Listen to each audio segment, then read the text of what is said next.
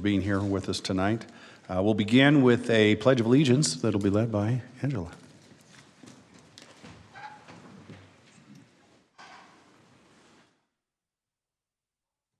I pledge allegiance to the flag of the United States of America and to the republic for which it stands, one nation, under God, indivisible, with liberty and justice for all. All right, thank you. We do have a full quorum tonight. We appreciate everybody being here for that. I just ask if there's any conflicts of interests from the Planning Commission for any of the items tonight. Seeing none, we'll move on to item 3.4, which is approval of our minutes for the June 18th Planning Commission meeting. I'll make a motion to approve item 3.4. I have a motion by Heather. Do I have a second? I'll second. Second by Brody. All in favor? Aye. Aye. All right. Before we jump into the items for today, I just wanted to make an announcement for one of the particular items on here. Item 4.5, a consideration of a preliminary plat for a 27-lot residential subdivision known as the Homestead at Butterfield subdivision. That is up for a public hearing. However, we have heard from the developer that they want to continue that item. So when we get to that item, we're going to go ahead and just continue it, and they're going to be coming back. They have some modifications they're going to be coming here. So I just want to make sure that the audience is aware of that change and what will be taking place when we get to item 4.5. So with that, we'll go ahead and begin with item 4.1, which is a consideration of an amendment for the conditional use for the Main Street Meats. So Clint, we'll turn this over to you.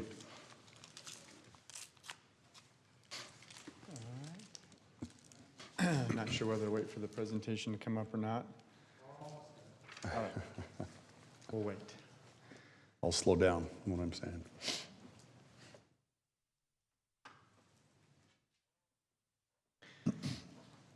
So before this comes up, I guess I'll just get into kind of the context.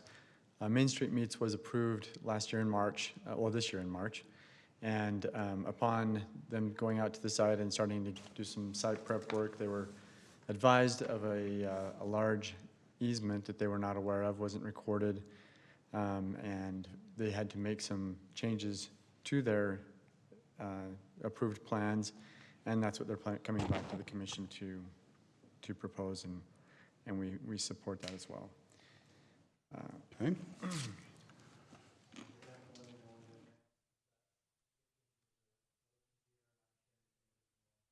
Okay. Let's advance. So this is the location down at Rockwell Landing. And this is their site. This was the old site plan that's laid in there now. Okay. Keep clicking. He's anticipating you very well. So this is the site plan that they're proposing today. If you click one more, Mitch, it'll show kind of that light red is what they approved the last time, and you can just see that the site has just been tweaked a little bit. Nothing really changes with the site. There is a large portion to the north of the property within that easement. They can't put any trees, so they're just putting in some shrubs, large shrubs at that as well. And there's a small reduction in parking. They were over more than 20 stalls, so a reduction of 5 or 7 parking stalls is not a concern either. So. Go ahead to the next one, Mitch. Again, this is just a reminder of what the elevations look like. No changes with that. Go ahead, Nate. Again, this is just to show where that landscaped area is. I think if you click one more, it'll show up. So this is where that easement kind of goes through, and so again, they're not permitted per the easement to have trees in that area. There are still some requirements, 50% live growth coverage that they'll need to meet. And we'll ensure that through the building permit process. And then this is another condition of approval from the last time is to just make sure this pedestrian crossing is different material. The last slide. Of that being said, I think we've addressed all of the concerns that came up. We do recommend approval, and if there's any questions, I'd be glad to answer. The applicant is also here if you have any questions for them. Okay. Thank you, Clint. Any questions for Clint tonight on this one? Okay, thank you. Yeah, if the applicant's here, like to come forward and provide any additional information. Appreciate you being here, and unfortunately, yeah. My name is Brandon Lundeen with Diversified Design Services. I took this project over about the time you guys gave it approval a couple months ago. And we sent a crew out there to start doing some soils investigation, and we were told, stop, don't dig anymore. What we have actually is on the west side of the property, Kern River Gas has two 36-inch diameter high-pressure gas lines on their side. And on the other side, we have the Jordan Valley Conservancy District and the U.S. Water Reclamations have two big aquifers going there. And they've basically told us, you can do this, but you can have no infrastructure on here, no retaining walls, and no large trees that have roots that go down that could affect our pipes. So that was made me shift the building. The building itself has not changed. We just tilted the building, shifted a little bit, so we have more clearance and no retaining walls there. So that's what we're coming and ask for, just make sure we'll do the live growth and still get the greenery in there, but we need large trees because we can't have the root systems. Yeah. So unfortunately, you were not aware of those easements before the property was purchased. We knew there were easements. They said they're gas easements and water easements. Didn't know the extent of what those were then. Yeah, exactly. Gotcha. I thought Okay, I was just curious, but yeah. 6-inch, 2-pound gas main versus a 36-inch, 1,500 PSI. Yeah, yeah. So, That is a little bit different, so. Yeah. Well, we're glad you're able to work through some, those restrictions and be able to come up with solutions. So any questions for the applicant this time? Okay. thank you. Thank you, appreciate Appreciate it. All right, any discussion? Any thoughts? Looks good to me. Straightforward? Straightforward. Okay, I'll entertain a motion then, if there's I'll no make- discussion. I'll make a motion to approve item 4.1, consideration of amendment of the conditional use of Main Street meets With with the staff's four conditions. Okay, we have a motion by Brody and a second by Jackson. We'll do a roll call vote on this one. We'll start with Brody. Yes. Jackson. Yes. Heather. Yes. Forrest. Yes. Daryl. Yes. And Andrea. Yes. All right, that motion passes. Thank you. Appreciate you being here. All right, we'll move on to item 4.2, which is consideration of a conditional use permit for amending the building footprint and elevations for Colonial Flag. Sheldon. All right. We're making Mitch work today, Yeah. figuring these, yeah. He's going to have carpal tunnel by the time he's done with all these clicks. So, thank you. Okay, you can go ahead and go to the next slide. Yeah, so this is a conditional use amendment to revise the elevations and the building footprint for Colonial Flag located in the southern portion here of the city in the Rockwell, I think it's called the Rockwell Cove, I think is what it's called now, or Park. Did you? Gotcha. The Rockwell Landing Development, sorry. So here's the site here. It's just south of the existing structures there next to Axia. So as I mentioned, so this is in the Rockwell Park Cove. You guys did approve the site plan and elevations back in May. The lot itself is about 8 acres. The original building itself was constructed, was a concrete tilt-up with a footprint of just over, 50,900 square feet. So this is the original elevations that were proposed to Planning Commission that were approved. Now the applicant is requesting revisions to these elevations just to build something that's more in line with their branding, something they want to make their own. Part of these elevations that they're going from a tilt-up building to a brick and metal building. They are reducing the footprint by about 620 square feet. It doesn't, really impact the site itself. What they're proposing on these elevations are metal paneling. Well, there'll be a split-face CMU wainscoting across the bottom with a flat-surfaced CMU accent band and a top cap. It's hard to see in these drawings here because they're pretty compressed. Again, here's the renderings of what they're proposing now for the new elevations. As you can see, it's primarily, it is mainly consisting of steel facade, but it does have the brick and stone, the bricks wainscoting across the bottom, therefore meeting that minimum standard for our manufacturing zone. Again, here's some other elevations just showing the different sides. Now these renderings don't show, the smooth face band or the top cap on the CMU there across the bottom, but that's how they are in the drawing. Going back, this is the original approved site plan. Their new revision, looks like they're removing one of the loading docks from the site. Again, it's a minimal reduction of the footprint. As I said, it doesn't really impact the overall site. Now, there were some original conditions from the original approval that will be carried over, and those are just providing a parking island landscaping, I'm trying to think, landscaping islands for the parking lot in those spots out in front. As proposed, they only require about 63 stalls. It's part, it's, you know, they are providing 79, so there's room in there to add those additional landscape islands. So looking over the M1 development standards, again, they, you know, based on that, the design standards, they are meeting those minimum requirements. It's not a full still building. Secondly, they'll need to provide an updated photometric plan, just because obviously the building's changed, the lighting locations have changed. Secondly, looking at the conditional use standards, now, you know, looking at the overall site, and Clint actually just presented on Main Street Meats, their building itself, you know, is similar. It has a brick wainscot across the bottom and metal panels above, and they are using concealed fasteners. And just to maintain that, you know, aesthetic throughout the development, we'd like to see concealed fasteners used on the metal paneling for this development. Engineering had no concerns regarding, you know, the change in elevations or, you know, the minimal site footprint of the building changing. That being said, staff does recommend approval with the following conditions. And I'd like to mention, condition 3 has been met at this time. If you guys have any questions for me, I'll be happy to answer them. Thank you, Sheldon. Any questions for Sheldon? And the applicant they are here, so if you have questions for them. Great. All right. Thank you. Quick question for Sheldon. Yep, Sheldon. On item 3, it talks about having non-metal siding materials so that it's not a full metal building. Correct. Is that in addition to the masonry wainscot? No, because what happened was the original revisions came in, was a full still building, but we just wanted to push this forward, so we took it in with that condition, and the applicant, in the meantime, worked on revising that to bring it up to meet city standards. And that's the wainscot? And that's when we just saw, yeah, And that meets the requirements in the zoning? correct. So that'll meet requirement number 3 here, then, that you're talking about? Right, Yeah. yeah. Okay, Okay.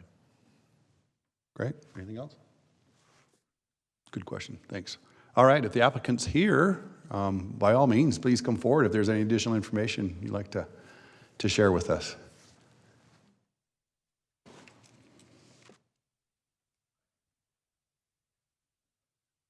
Introduce who you are. Yeah, I'm Paul Swenson, owner of Colonial Flag, and this is Patria Maroff, I'm his real estate broker. great. my brain. I'm the project manager. We all need one of those, for sure. Is there any additional information besides, you know, seems pretty straightforward? Anything else you'd like to let us know about these changes or anything? Really excited about being a part of Harriman. Yeah, Yeah, we've been, and Sandy, we're right up on the freeway. In fact, I have people say, well, you want to move off the freeway? We have 250,000 people see us every day, but my brother and I built that building together with our spouses, and that was when both of us were about a tenth the size we are right now, so we just, and so my brother eventually bought the building out in exchange for certain ownership of Colonial Flag. So he's turned that business over to his sons, my nephews, and I'm getting to a point where I'm getting ready to turn, you know, my business over, sell it to my son, and we just didn't want to leave it icky. Leave it in limbo, yeah. Where they're fighting for him. We get along really well with him, but we all agree it's time for more room. And so that building's 36,000 square feet, of which we use 20,000 square feet. So the portion of that we're going to use is 30,000 square feet with 20,000 square feet to Expand. lease out. And Yeah. so,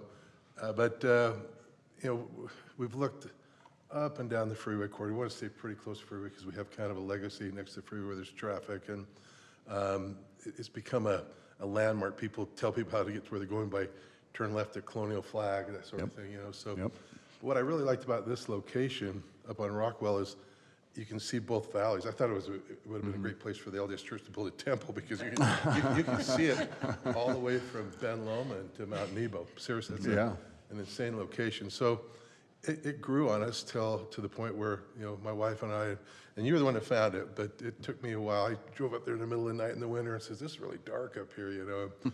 But it's grown up, and like I said to Shell, there's a quick quack nearby at a 7-Eleven. And Mountain View Corridor. Mountain View Corridor right Yeah. behind us. So we're really excited about it. But, you know, we're interested in going with the metal bill. I tell you why. My dad sold. There's probably very few buildings, you know, pre-engineered metal buildings in the state that didn't get their insulation from my dad's company, or now my brother's company, or now my nephew's company.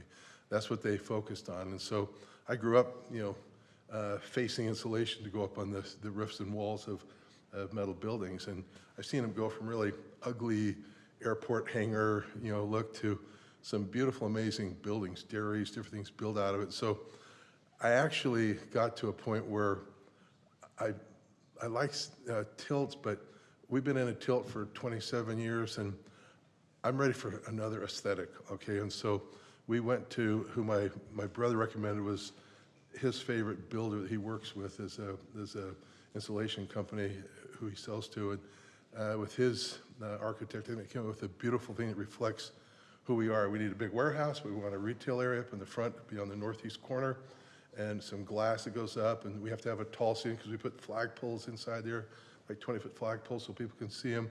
But we wanted to expand the office, and so I think he did a good job taking that metal building aesthetic and embellishing it with some of the paneling. He has that CMU along the bottom there that adds to the foundational aesthetic. So I think it looks beautiful. Hats off to Petria for working with us and pulling this team together. We have a great team. And Sheldon, too. Sheldon has made sure that we check all our boxes, as you can see. So that's just kind of a friend. The one thing I would like is that you guys start considering that I'd like a 150-foot flagpole out in front of the building. I'm serious. Okay, it'll be shorter than the power lines that are out there behind us, up between our building and the new corridor there. And so, but that's something that we have a 120-footer at Colonial. Tesla has a 150-foot pole. Layton Hills Mall has a 150 pole. We'd probably go 155-foot pole just to be the biggest one. So. but I do want to make sure that you guys are thinking that, because that's a kind of a landmark aesthetic for our building. If you look at the building print, you can see where he wants it to go, because you'll see it in his corner with the glass. If he goes over to that corner, let's get over there. Kind of straight up. Well, where it is this isn't, when you look at the site plan, this isn't, there you go. That, Top right? yeah. Yep. Where that photo, that 3 photos ago, where that was, if you go back 3 photos, right there. Yeah, it'll have a different shape of You'd be the- standing just about where the flagpole would be. Gotcha. Right there. Yeah. And we've already checked with, Rocky Mountain Power and everybody as far as arcing and any interference with microwave or, electrical interference or arcing with the power lines, and we're good. And then Harriman gets to take advantage of Colonial flag Yeah. when it comes to being very patriotic. Yeah. So it's going to be a really fun relationship. Well, Colonial flag will be a great partner for Harriman and vice versa. And this building's going to be there for many, many years and become Yeah, a landmark. So I do like the new look. can't other wait to than do tilt I'll up. carry on and do the groundbreaking as well as the grand opening, which will involve all of you and the Chamber of Commerce. So it'll be a great opportunity. Great. Thank you. Any questions for the applicant? Say, I appreciate your guys' patriotism. Daryl, looks like Daryl has a, I do. yeah, go ahead. Just curious, you already have a facility just off the freeway on, 9400 South? Yeah. This is going to be very similar. Are you going to have a retail store in this also? Yes. Small retail. Yeah, very few people do come in, but it'll be like pickup orders from online. Right. The first retail place we had a 1,200 square foot unit that we rented near where we're at right now, and we had a place about as big as your closet, and then we've grown, but we do mostly, we sell a lot on bidded contracts. We do a lot with NFL, Major League Baseball, these big giant flags you see. So a lot of that's just outside sales, and we do a lot on the internet. So walk-in retail, like we'll have people from Harriman City or Bluffdale, whoever, come into our store and pick up flags for their own use. So it kind of has to be a cash and carry type situation or pickup area. And so the showroom is this glassy area. That's about all we need. And for schools to come and do a site visit for the Yeah. kids. Yeah, we have a sewing room that's to the west of this showroom with a glass wall where our seamstresses are sewing flags, if the U.S. flag, whatever flag they're working on. So we'll have field trips, the kids come in and walk back and see the flag being made. And That's fun. Scout groups and different things we've been doing that for 20 years. This will give them enough room too, like they've had to rent space over at the convention center in Sandy to lay out the flags, like the Super Bowl, that flag that was on the field, they created it, so. Oh, wow. Yeah, we have a really nice arrangement with Salt But he Lake County. doesn't just do US flags, anything that has to do with it, World Cup, anything, soccer, he's producing those. Bought a flags. Navy flag from you in the showroom. You bought a what? A Navy flag from you. So, yeah, right at the showroom. So, Well, yeah. yeah, thank you. We're a growing city, and I think you'd make a nice addition to us. Absolutely. Is that all? I did have a quick question. What is over the windows, that red, white, and blue? Is that fabric or what? Oh, yes, those are fabric. It's a product that they sell. It's a year-round fabric. Some cities have them in their outdoor amphitheaters, their parks, and so they'll always be perfect and clean. But it's just an example of a product that they've got. Yeah, and it's shade screen, and we work with a company in San Diego that really started that whole industry. You see a lot in St. George. I don't know if you've been on the north side of the University Mall downtown in Provo, but they have a little system outside in the courtyard that they have it. So what it originally started with was that little red outcropping is where we're going to have a break room for our employees in there, and we wanted them to be able to step out and sit on some tables and have some shade. So that kind of logic, the architect kind of rendered to these other windows, and I'm not sure we'll leave that all the way along there, but we could.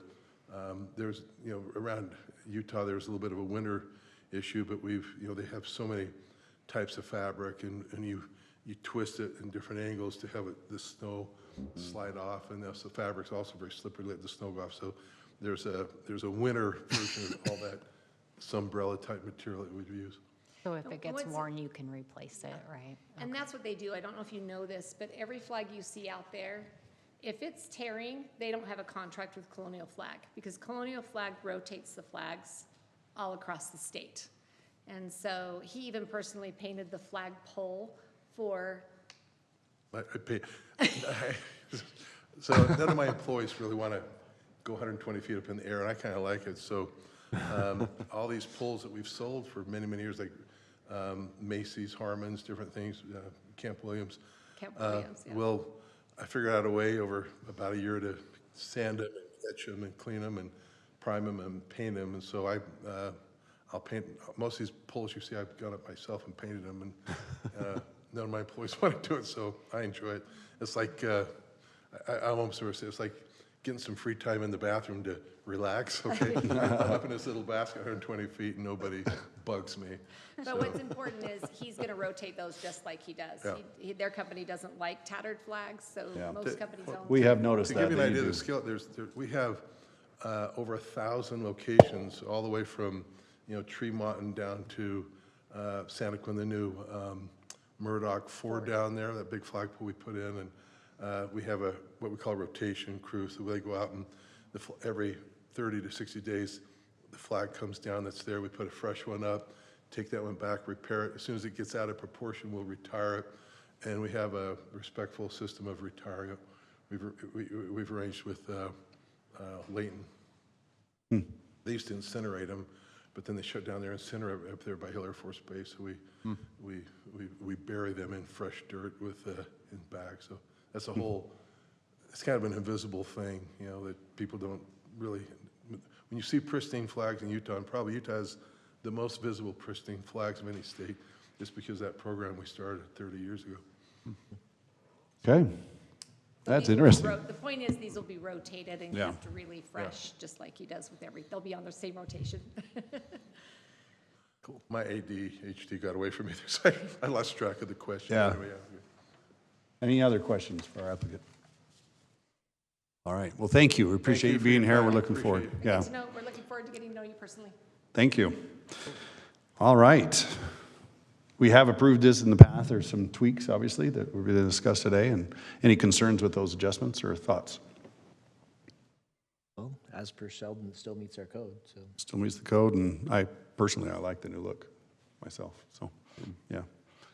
All right, do I have a motion? I'll make a motion to approve item 4.2 with staff's 5 recommendations. Okay, I have a motion by Heather, I'll second. I have a second by Daryl. We'll go ahead and do a roll call vote. We'll start with Andrea. Yes. Daryl. Yes. Forrest. Yes. Heather. Yes. Jackson. Yes. And Brody. Yes. All right, thank you. Appreciate you being here. Looking forward to having you being a part of our community. Yeah, thank you. All right, and I agree, bigger the better on flagpole height, so, yeah. That's my philosophy. All right. 4.3, we'll move on to item 4.3, Sheldon. Okay, this is a similar request. Revisions to some original elevations that were approved for the Garage Plaza multi-tenant building. Again, this is located in the Midas Crossing development. Here's an overall site map of the site here. It's just, just east of, well, just west of the Garage Plaza and west of the Quick Quack. So originally, when this came to commission, it was approved back in July of 2023. The approval included a standalone building for Tucanos and a multi-tenant building. The elevations that were approved, you can be seen here on the screen. And the elevation they're asking to amend is the rear elevation. As you can see here in this image, the rear elevation has storefront and man doors on the back side of the building. Now, the back side of the building itself, well, let me show you what they're proposing now.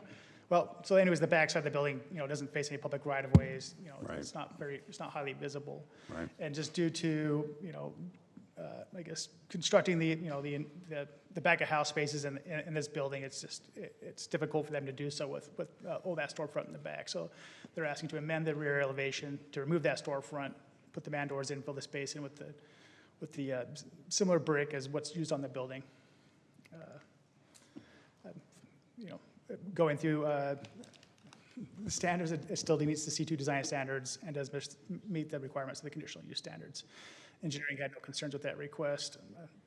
Again, that being said, staff does recommend approval of the amendment. All right. Any questions for Sheldon on this one? I did notice on one part of the last approval that it was going to expire like this week. Do we need to extend that? So the condition, it came in with the Toscanos as well. Mm-hmm. So, and they've submitted a building permit application, so Okay. they're actually in the Awesome. process. So it didn't, I did notice there's construction, grading and stuff starting to happen on that lot, so, yeah. yeah. So- Okay, so since they've started, there's no, okay, Yeah. good question. Okay, anything else? All right. Applicant is here if you have Applicant's any here. questions. Great, yeah, if the applicant, please come forward. If there's any additional information you'd like to share, please do so. You don't want two storefronts on this building, so. Our architect missed some things, I think, but we're here to try to solve them. So I'm Jeremy Ford. I'm with this building and as well as Garage in Toscano. So no real changes to the building other than putting that CMU block on the north-facing wall. There is some changes. I don't know if you showed the windows on the east-facing wall. We pulled a little bit of the glass where it would just be facing the next-door building. I was gonna say, yeah, let's go to this one. The one that's facing the Toscanos, you're saying? Yeah. It changed, It's a small change, but it's there. so the east elevation. So this is the correct east elevation now? Or is this what's changing? I can't Or see is there a change to that one that you can see? So it'd be that top. That would be the original approval? Yeah. Right. So it's hard to explain, but where the Toscano building abuts Right. that building, we took out the lower windows and just put higher windows up above. Okay. Okay, that makes sense. We don't have probably a visual of that change then? Not on this drawing, no. Okay. That's all right. I think we understand what that is. Okay, any questions for the applicant? All right, All right, thank you. Appreciate it. Thank you, Jeremy, for being here. Okay, any discussion? Any thoughts? No? Darn architects. Takes one. All right, I'll entertain a motion then. I'll make a motion.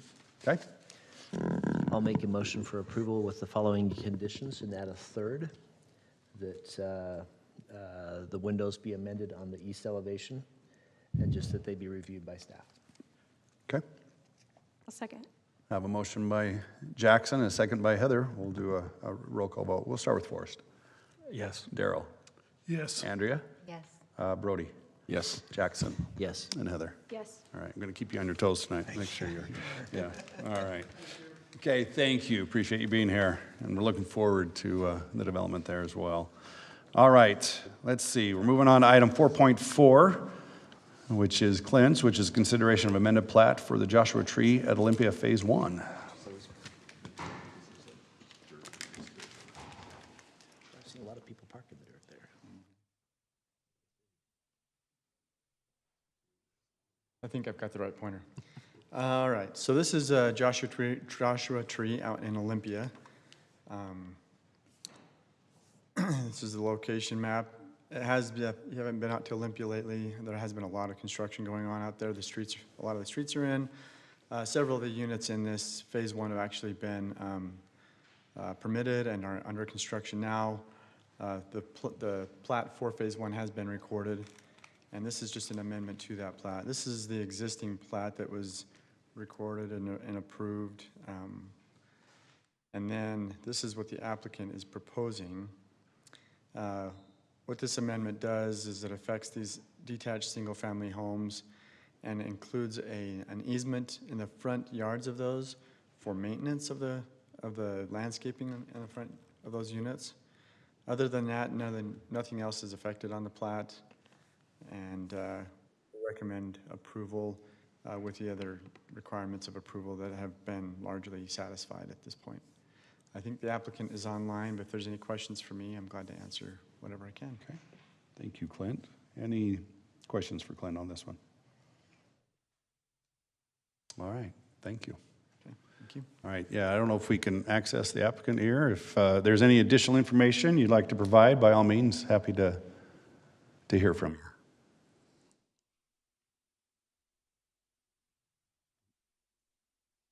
Is that Tom? The applicant for this one.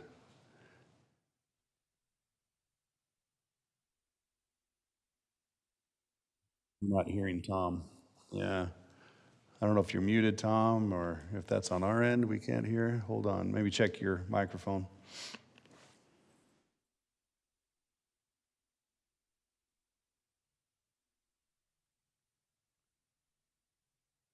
You want to try again, or can you hear us all right? No, we're still not hearing you.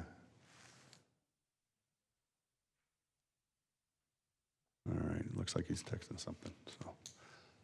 Anyhow, maybe we can go ahead and have a discussion on here. I think it seems pretty straightforward anyway. I don't know if there's any concerns or thoughts from the Planning Commission? No, this one's not. It's just changing the easements. I think even with that, we're having technical difficulties. I think I'm okay if there's a concern on, I don't see we can any address that. concerns. It sounds like, I have seems no pretty concerns. straightforward. Yeah. So we can just probably go ahead and move forward with a motion. Okay, I'll make a motion to approve item 4.4 with 6 conditions from the staff. All right. Second. We have a motion by Brody and a second by Forrest. We'll, again, roll call vote. We'll start with Brody. Yes. Jackson. Yes. Heather. Yes. Forrest. Yes. Daryl. Yes. And Andrea. Yes. All right, thank you. Sorry, Tom, you were unable to speak to us tonight, but thank you for being here, and it's all approved, so, all right. Sorry we can't hear you, Tom, so anyhow, we're going to go ahead and move on, because that motion does carry, moves forward with approval. Let's see, Lauren, I don't know, I guess you can come forward. We're not going to do a presentation or anything on this one, right? We're going to go ahead and continue item 4.5. I don't know if there's any. Maybe we just go ahead and just move into that motion. So with that, I'll just entertain a motion for 4.5. I'll make a motion to continue 4.5. All right, I have a motion by Forrest and a second by Heather.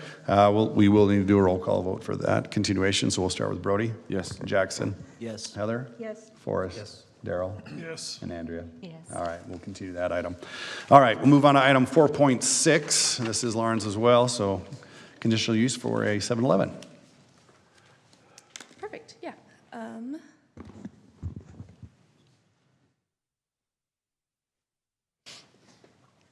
Okay, there are 2 clickers up here. You figure out which one's right. Okay, perfect. So we're looking in Academy Village, the commercial area in the south end of the city. This is a closer look at the site itself that we'll be looking at. And the east side will be the top of the site plan that we're looking at. So here we are, you can see Academy Parkway is up at the top. This is a gas station and convenience store. During our process, we did work through the sidewalk that is leaving to the left side of the property. You can see there are some little diamonds coming out of the store and heading that direction. That pathway was previously up to the gas pumps and then out to the left. So we asked them to go ahead and move that to help mitigate any auto pedestrian conflict. And they were really great about it and did move that. So that is a condition of approval that has already been met. And then on the right side of the screen, you can see that same sidewalk out of the front of the building does terminate at that dumpster. So we have asked for that to continue either around the dumpster or to push it back so the sidewalk can continue to that property line for future connectivity. Let's see.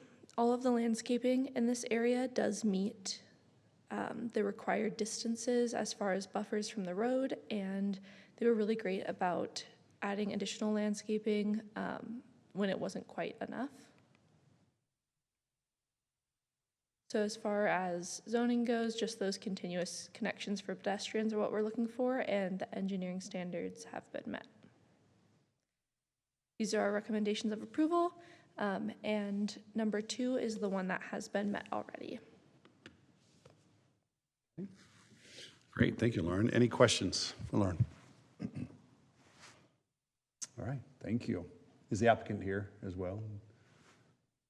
Yeah, please come forward if you'd like to provide some additional information for us. Go ahead and just state your name, please. Thank you. Joe Pianezza. I'm with Terraform Companies. We are the developer.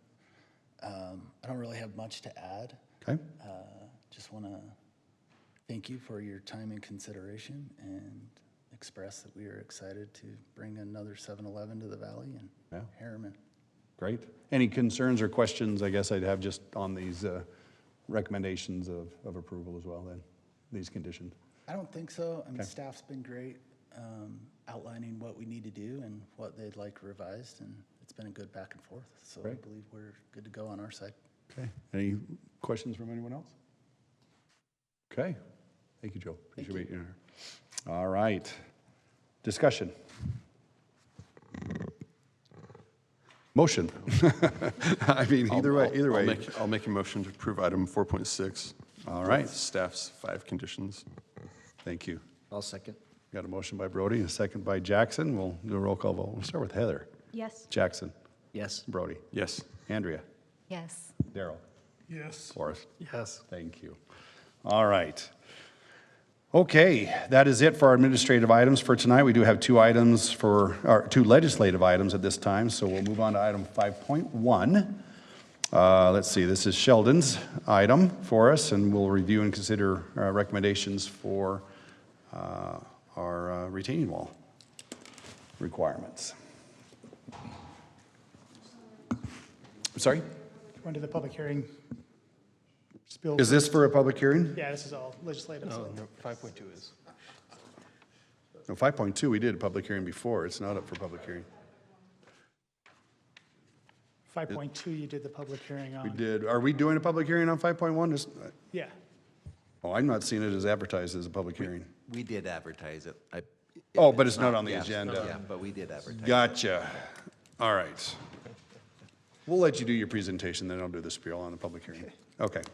All right, so this is a request to amend Harriman City Code, and this is amendments brought to you from the direction of the City Council. And this is pertaining to the pending ordinance that was put in place in January 22, 2025, just regarding the city's ordinance and how we regulate retaining walls and grading on property. This amendment was noticed on July 3rd, 2025. Oops. All right, to start with, so there are several components to this amendment. First, we're going to look at definitions. At this time, Harriman City has no definitions for retaining walls, so here we're just adding a section that defines retaining walls. And then we're defining subdivision walls as well. And a subdivision wall is a wall that's done during the subdivision site plan development. So these go in prior to any homes are being built, et cetera. Sure. And again, defining surcharge. And then lastly, as far as definitions go, is adding clarity to how we just stating that when you're taking measurements on building structures, we measure from the grade that was established at the time the subdivision was created or the existing grade on an undeveloped parcel that's not part of the subdivision. I know during the work meeting, you guys had some concerns about clarity, and that's something staff can work on. Moving forward, this section here would essentially be adding an additional subsection to 1029, which is our supplementary section in our city ordinance.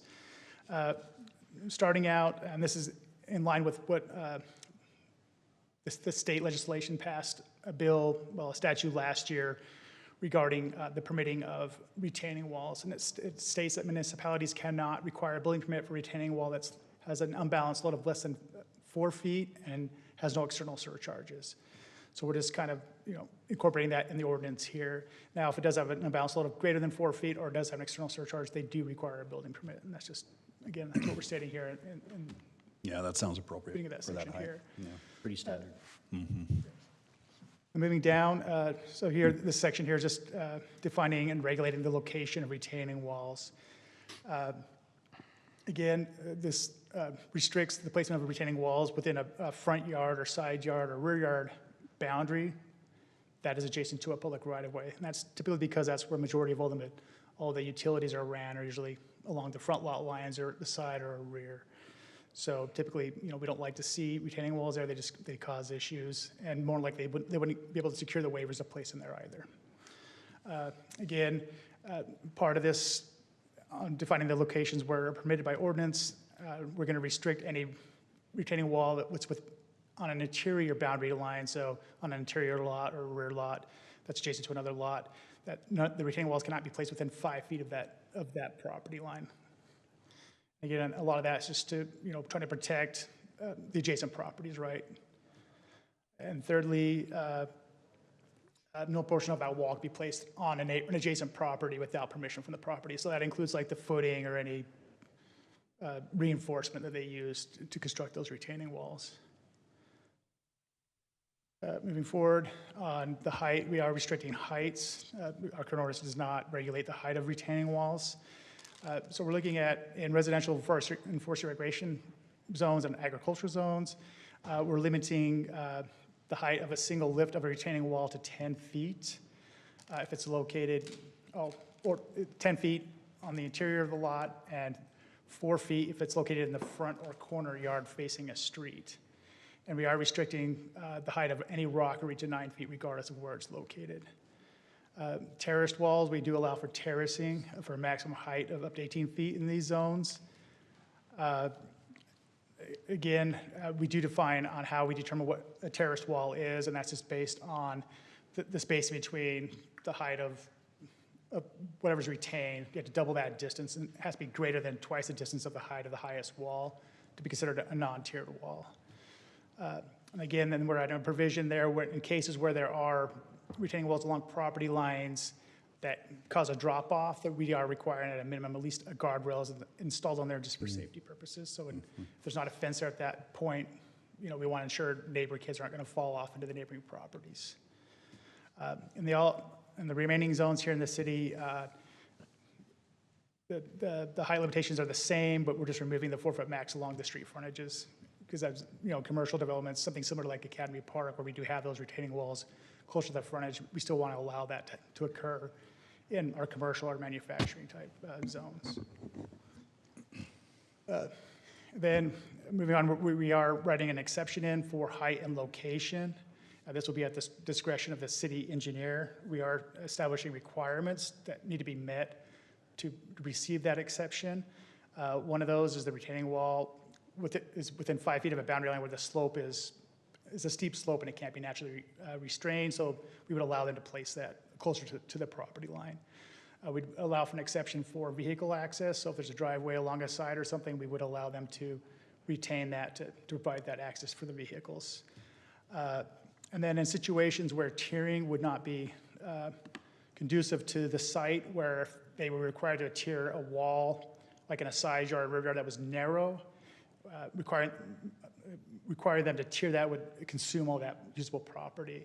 So therefore, in those circumstances, we would allow for an exception for a taller wall closer to the property line, just so they can maintain that usable space on their lot. And in this case, again, rockeries, there's no exception for heights on those. That 9 foot is the maximum height we would allow for a rockery. Okay, again, here now we're defining the regulations for subdivision walls. Again, these are walls that go in prior to, the homes being built out. This, again, rockeries can't exceed 9 feet. Block concrete walls, segmented walls, et cetera, the maximum height is 20 feet in a single lift. Walls taller than 20 feet should be tiered. Again, that gives them a little more flexibility when they're designing a subdivision to produce some, larger, more buildable lots. And then any concrete wall or subdivision wall that's 9 feet or taller does require some, design features that incorporate color bands, curves, or decorative caps, and et cetera. And the remaining portion of this amendment just includes, just stating that it is all retaining walls with an unbalanced load of greater than 4 feet, or they have a surcharge, have to be designed by an engineer and do require a special inspection. The submittals we do require, these include a site plan, elevation showing top and bottom wall of heights, topography, and et cetera. So it just gives staff a better ability to review the proposal, right, without taking out a lot of that guesswork that sometimes we do see. Again, inspections have to be performed by a special inspector. And then we're just stating that maintenance of that wall is, the sole responsibility of the property owner to maintain that in good standing, to maintain the structural integrity, the appearance, the safety, and et cetera. What kind of inspector does it require? It says special inspector, but like what kind? Yeah, I think an engineer could probably define that better. I just know from building, they just say it's a special inspection from an engineer. Could you kind of explain that? Yeah, so typically it's the engineer of record who designs the rock wall. Okay. They do a special inspection and certify it was constructed correctly. Okay. So. Just standard, yeah. Yep. Okay. Sheldon, I have a question on that last one, maintenance. How do you determine who the property owner is if it's on the property line, like between two homes? How would you? So in the case where we would allow, because currently we would not allow a rock wall to be on a property line without a special exception. And if it was on a property line, it would be, located on two properties at that point, right? So I guess at that point, it'd be, between both homeowners to maintain that wall, but. Well, I would think it'd be the one that's, the material's being retained owns the wall. So if you had a Yeah. home. Yeah, I guess more like that, that'd make more sense. Right? Yeah, whoever's material's being retained they would own and maintain that If you wall. have drainage that's coming from like a higher property to a lower property, it's the responsibility of the higher property to mitigate that issue? Yeah, so if it's located on their property and they're retaining soils on their own property, it'd be their responsibility to maintain that And wall. if water's coming through the retaining wall, that would be their responsibility to. Right, and They part of got the water design through the requirements, retaining wall, they're gonna have a failure, so, that yeah, issue, so. yeah, exactly, so. Okay.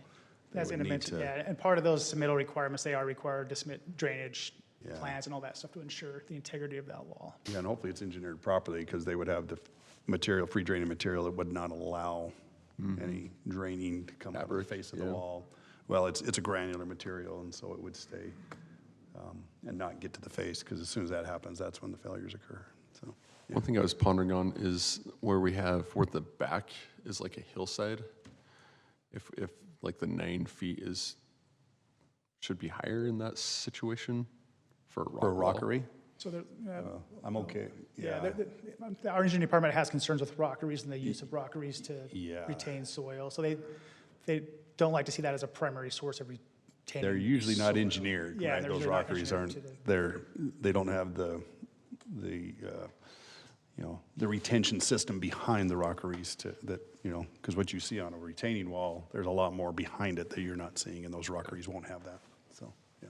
I'm kind of with you on that, though. With the height, how did you come up with the specific heights for each of these? So looking at other cities and talking to staff to kind of establish those heights. Some cities allow taller walls than what we're proposing here. Some cities, require shorter walls and more tiering. Some cities just require tiering at a 6-foot height, they require tiering at every 6-foot, lift. So they wouldn't allow you to do like a wall over 6 feet unless it was tiered. So, and just being that, we are, short. what we're building at now, we are on a lot of the benches and, so require someone to do multiple tiers to retain, their rear yard. It could consume a lot of that rear lot if we're making them do those shorter lifts. And rockeries at 4 feet are pretty standard. Are standard drawings part of this amendment? As far as submittals? Yeah.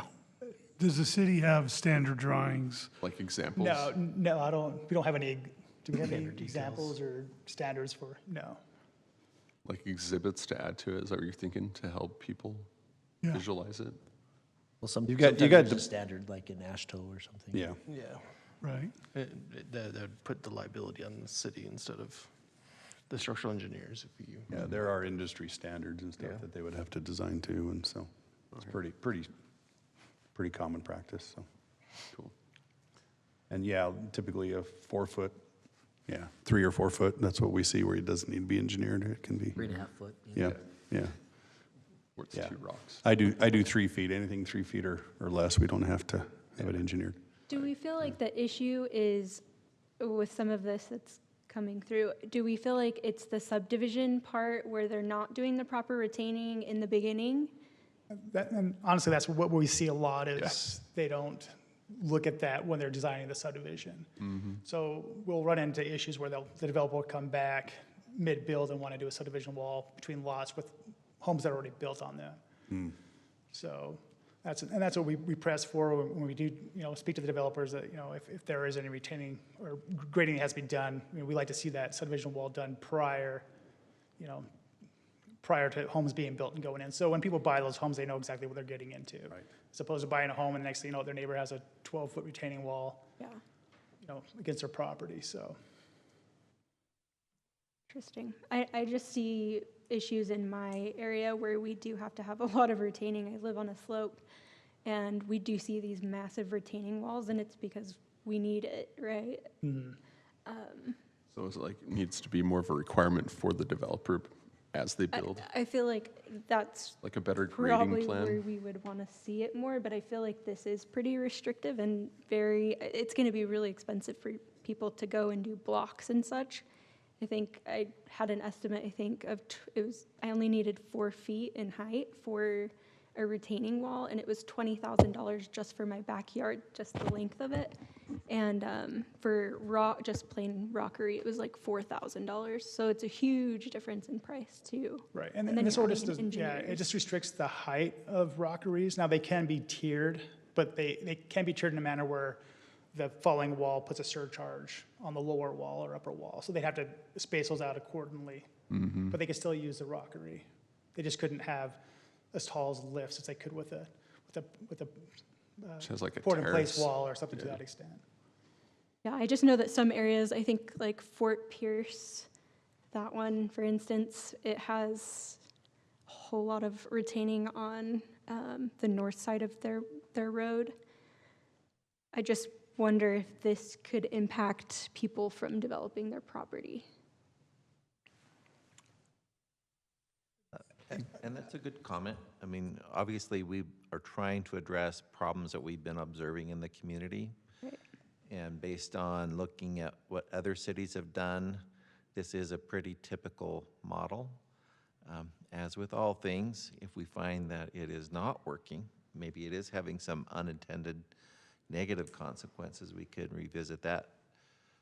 And again, whatever you recommend, of course, we'll see what the council does with that recommendation. I think, and as you know, just for the record, this does not impact sites that we've already have approved, right? This is not retroactive. This is for new development moving forward.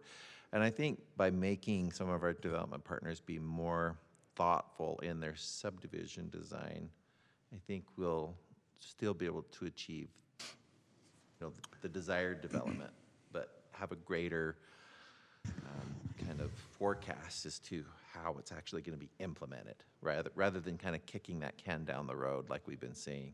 I would think a 20-foot wall for a subdivision is pretty. big, yeah, That's tall. big. It can accommodate a lot of development and expensive at that point, but $100,000. yeah, it's, it is appropriate. I think you can do a lot with a 20-foot tall wall. You can, you know, I don't see, no, I don't have the experience that Andy has, but my experience tells me that it's not the upfront during the planning phase, the development phase, the construction phase. Those walls are usually pretty secure. It's the walls that come in from the residents after the fact that don't consider the drainage issues associated with the walls that cause the problems.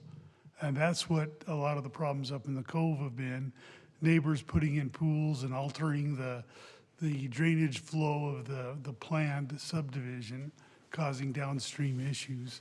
So I think that what you have here is, as far as having a PE design these and certify their own drawings, is probably a good thing, because they'll have to consider the drainage issues. I only have one reservation to, maybe we should just let you finish your presentation and then we can ask you questions. I think it was That's done, it. Yeah, actually. that's it. Were you done? Okay, Yeah, I didn't go sorry. into the last section, is just more about just required submittal, so that's, yeah. Sure. So my only concern was, there's kind of a small little cop-out when you're talking about eliminating space on the lots due to due to topography and adjoining issues. I think that's just a way to basically let the developer say, hey, you know, we don't really need to do it because it'll affect the use of the actual lots themselves. It'd be great if that was either reworded or made in a way that it's not just, you know, I'm saying it's going to affect the way that I use my lot, so I don't need to do it. Could you repeat that last part, sorry? So where you had, let's see. Where tiered second last walls bullet. would eliminate usable space on the lot less than 5 feet, and it may not be practical due to topography or adjoining issues. So this is pretty much, Keeping an exception. it's a Allowing an generic, hey, you know, we're giving you these restrictions, or we're giving these requirements, but as long as you say that part of your usable space is no longer available, you don't have to do it. I just think that that's a little bit too lenient. Too broad, okay. Yeah. Is that just, maybe clarifying on that, is that just to allow tiering then? They can still have, So that'd be like in the case where they had to retain something maybe in their side yard or rear yard, and they maybe had a 10-foot backyard or something. And they had to retain, 15 feet of Right. soil. So if they followed the ordinance as have to- required, they'd have to tear that out, essentially eliminating Their backyard. their backyard. So in Right. those cases, we'd allow, you would allow a 15 wall without a tier, and Without a at tier. that point is how that Right. is the intent on that. Okay, that's what I And thought. I understand the intent, I just think it makes it a little, there's a house, there's three houses actually, that are right off of Rosecrest, that before they got put in, I actually saw the lots, and the lots themselves appear to be 15 feet deep because of the slope that went right behind it and went right over to Rosecrest. Terrible lots. And those retaining walls are just straight up, they're probably 20 feet tall. And I think the idea of this change to this amendment is a good idea, but pretty much anyone can say, hey, you're affecting my usable space of my backyard, because we're not giving any, if it takes up 50% of the backyard, or if it takes up 10% of the backyard, what if it takes up 2% of the backyard? Can they just put up a 20-foot retaining wall? Maybe to use this exception, it has to come before planning commission. Yeah, no, I think that'd be a good idea. Maybe that's enough of a, Right, I don't know if deterrent's the right word, right. but it ensures that it gets. Yeah, that ensures that they don't just say, hey, this is, part of an exception, so. I think that makes sense. And I guess it does say at the discretion of the city engineer, so the city engineer could always push back. right. And if you want say- to push that on to the commission, that's fine. We could Right, we can right. amend that, to state that as well. Okay. That was my only concern. Otherwise, yeah, this is very typical elsewhere, once you get above 4 feet, you have to have engineered retaining walls and, Yeah, that's pretty much Yeah. the standard. Yeah. All right. Still geeking out on it, Andy? I am. I'm loving it, so, yeah, this is good stuff. Any other questions? I don't know, I think staff could handle it versus the planning commission. The city, yeah. City The engineer. the exception? At the discretion of the city engineer for these exceptions. I think Yeah. is what he's getting at. Let the What are your engineers. guys' thoughts? Yeah. That's the thought. Well, let's do this. Let's wrap up. Any other questions? We still got to do the hearing, then we can have a discussion on this item as well. So, yeah, we still got a couple of procedural things. So anything more you want to present or, okay? Any other questions then at this point? Okay, thank you. All right, so this is, I was corrected. Of course, it's a legislative item. So yes, it's up for public hearing. So I will go ahead and read the public hearing policy, public comment policy and procedure before we enter into the public hearing. So the purpose of the public comment policy is to allow citizens to address items on the agenda. Citizens requesting to address the commission will be asked to complete a written comment form and present it to the deputy city director. In general, the chair will allow an individual 3 minutes to address the commission. A spokesperson recognized as representing a group in attendance may be allowed up to 5 minutes, and this policy applies to all public hearings. So with that, I will go ahead and open up the public hearing for any comments at this time. And nothing online, I'm assuming, so. All right, seeing none, I'll go ahead and entertain a motion to close the public hearing. Motion to close public I hearing. have a motion by Jackson. Second. Second by Forrest. All in favor? Aye. All right, any further discussion on this one? I like the idea of, well, I get what Forrest is saying, I just wonder if requiring somebody to come here versus just working with a city engineer makes sense. Yeah, I'm good with that. Is there, I guess, in the end, there's no real requirements or, it's your presentation, there's nothing that, yeah, this is, as presented is. Like, I guess it'd be a yeah, no. recommendation to make a You want to direct, If we want to adjust anything, we yeah, if you can want to as a direct part of our staff to recommendation. maybe define those requirements a little better, you know, Yeah. we're more than happy to do so. as Yeah. well, so. I'd say this one and the requirement for the measurement of building height. Yeah, that paragraph A or whatever that was, yeah. Yeah. Yeah. So those are two. Any other? I have a question on the part where it says within 5 feet of a rear or interior lot line unless approved as part of the subdivision wall. What if me and my neighbor want to put the fence, so I sit up higher and my neighbor sits down lower. I want to do a retaining wall and we want the fence to line up. Yeah. Like, we wouldn't be able to do that with how it's stated. Could you do like a, lot line agreement or something? I don't know. Like, I get what you said, like you want to do the retaining wall right on the Yeah, lot because line if and you're then put a sitting fence higher on and top there's of a it. fence, it's gonna be 2 feet, and there's no point of doing a fence, because you're not gonna keep that upper lot safe, right?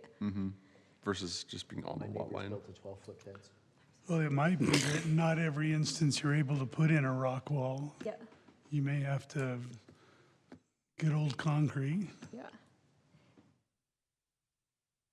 So, I get, yeah.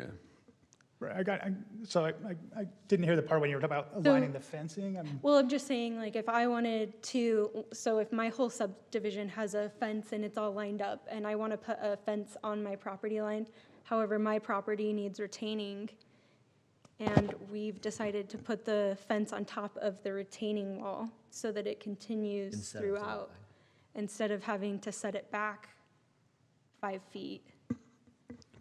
I just wonder, yeah, there's something where if both neighbors Yeah. agree to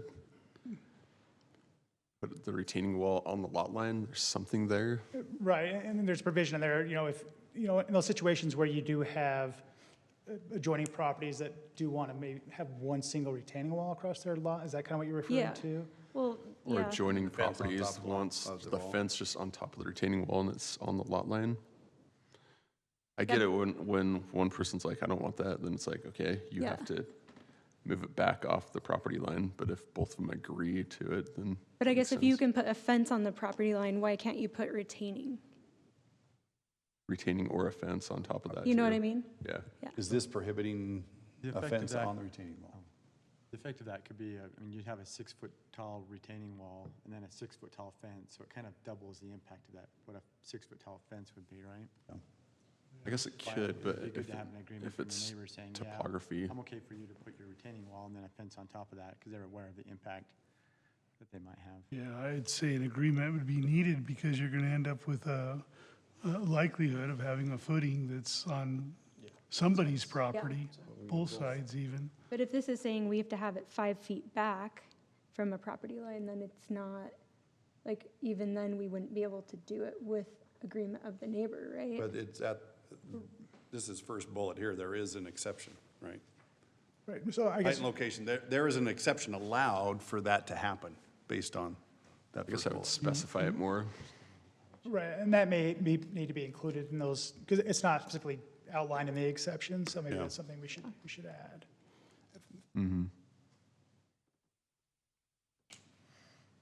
Well, in that situation, it'd be super difficult to put a vinyl fence on top of a rock wall.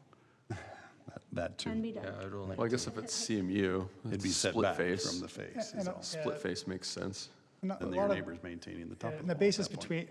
for that 5-foot setback requirement is so people could, we're assuming that grade behind that wall is going to be what it was originally established at. So if they did want to put a fence above the retaining wall, it would run across it'd be consistent across all backyards, right? As opposed to if people had them, the retaining walls on the property line, people had them further back, right? Then that would put the situation where your fences would go up and down to the whole backside, but. Yeah, I just think we have a lot of grading, especially over by the cove, where I could see this happen a lot. Well, that, and then it's going to be in the new subdivision over by Juniper. Mm-hmm. Yeah, there'll be a lot of it there. Uh-huh. So, Yeah. so also other things that I'm thinking about too are safety. Like, how will this help if there was a mudslide over there on any of our mountains? Would this help with any of that? No. Okay, No. bummer. No, We do we require can't. the walls to be engineered, so hopefully, in those Yeah. cases, they can withstand some sort of, natural disaster.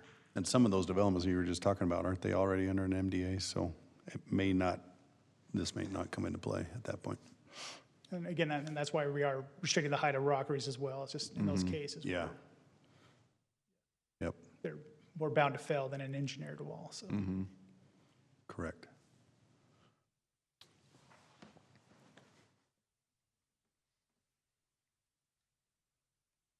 See, with the MDAs though, wouldn't this apply to residents coming in after the fact?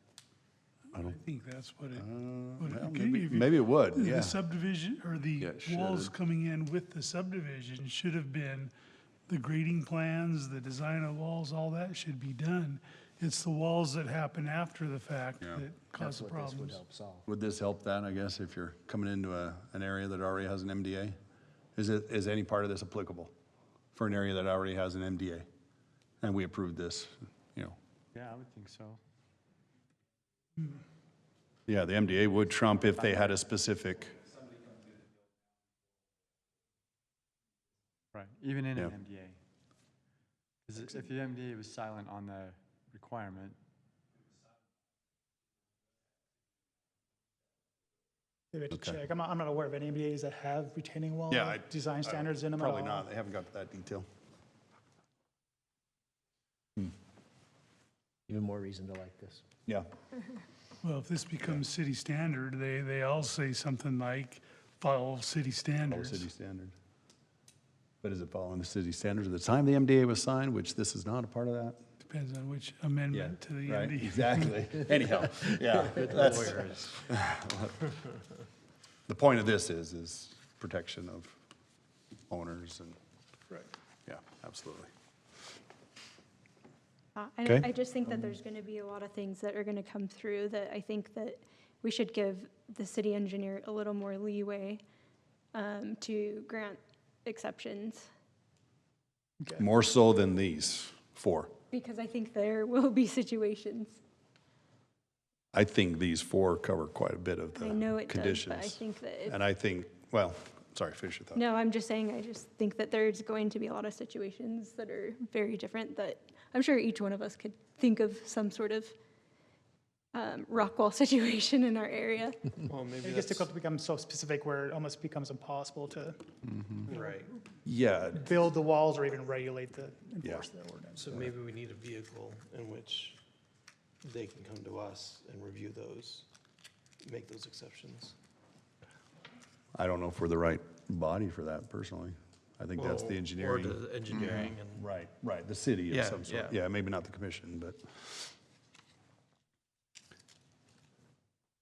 I think these are the situations that we run into the most. These Have four run into the items here, most. right? Yeah. Yeah, this is I'm going to typically say, I'm looking at these. I think specifically the location, right? That first one. But Right, maybe there's- in the future, if we get additional, one-off and two-off requests for different situations that we haven't considered, we can address the ordinance at that point, or. Yeah. Yeah, they're not Not sure. overall, When we say, if we want extra exceptions, what are all those exceptions without opening it up to everybody to have an exception? Correct. Yeah, you don't want to have too many exceptions that then your amendment's doesn't have any teeth to it anymore. Yeah. I think I'm ready to make a motion. Daryl, did you have a thought? Then yeah, I was gonna say, the four items, they're not overall, May not all inclusive, right? But yeah, if somehow it could just be tied to approval by staff engineers or approval by engineering staff. I mean, you're Yeah, gonna have a private engineer design it, and he's gonna put his stamp of approval. But it'd be nice to have the city look at it and say, hey, overall, it's not a bad deal.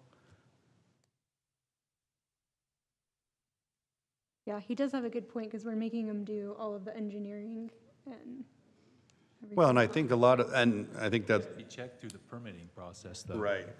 So the city would look at the permit So and it's like, is it engineered and stamped? not. Like, just Correct. required to There's be a lot of stamped? building code for the safety side. Yeah, the review process, yeah, it comes in as a building permit, goes to planning reviews it, then it goes to engineering before they issue any permits. And I think a lot of the concerns that are being had is the location within it, and that really doesn't matter to an engineer, the location, right? They'll design it where it needs to be, and so, yeah, I think these exceptions on height and location Yeah. are really, for the most part, I appropriate. think the harder situation is gonna be some guy putting in a non-permitted RV parking on the side of his house, and he's cutting back the side yard and putting in a wall, things that you can't even anticipate or know about. Yep. Right. Yep. I would reference that meme I had a couple weeks back. Oh, yeah. Yeah. Okay, any other discussion? Yeah, I'm ready. I think if there's a lot line agreement for a fence or CMU split face to be on the lot line, that makes sense to me. And that's allowed by that exception. Okay. Yeah, that is allowed by what was Yeah, there. I don't know if I'd call it a lot line anything, but a joiner's agreement or something. Yeah. Because nothing we're talking about is gonna alter Yeah, the like the lot survey lines. or anything. Yeah. True. Yeah, lot lines will stay, they just have to come to an agreement on how they're gonna build that wall Yeah. on it. Jackson, All right, I'm going to make a motion for recommendation of approval and include staff's recommendations 1 and 2, and also recommendation 3. The staff refine the building height requirement, refine the, refine the, writing. Refine the, where we have fences at walls, comment, that was yours. Oh, there's just adjoining neighbors can Well, I think- build a retaining wall on their, but that's already covered in the That's already exception. covered. So, It's already okay, covered. So let's start over. Number 3 would be refine the language to building height, refine the language to engineer exception for height and tiering at the 5 feet. Just refine that language a little bit. Yeah. Did that cover, sorry, paragraph A? Can we go to paragraph A quick? Make sure we're covering that one. it was in the presentation, one of the first items. Go back, right there.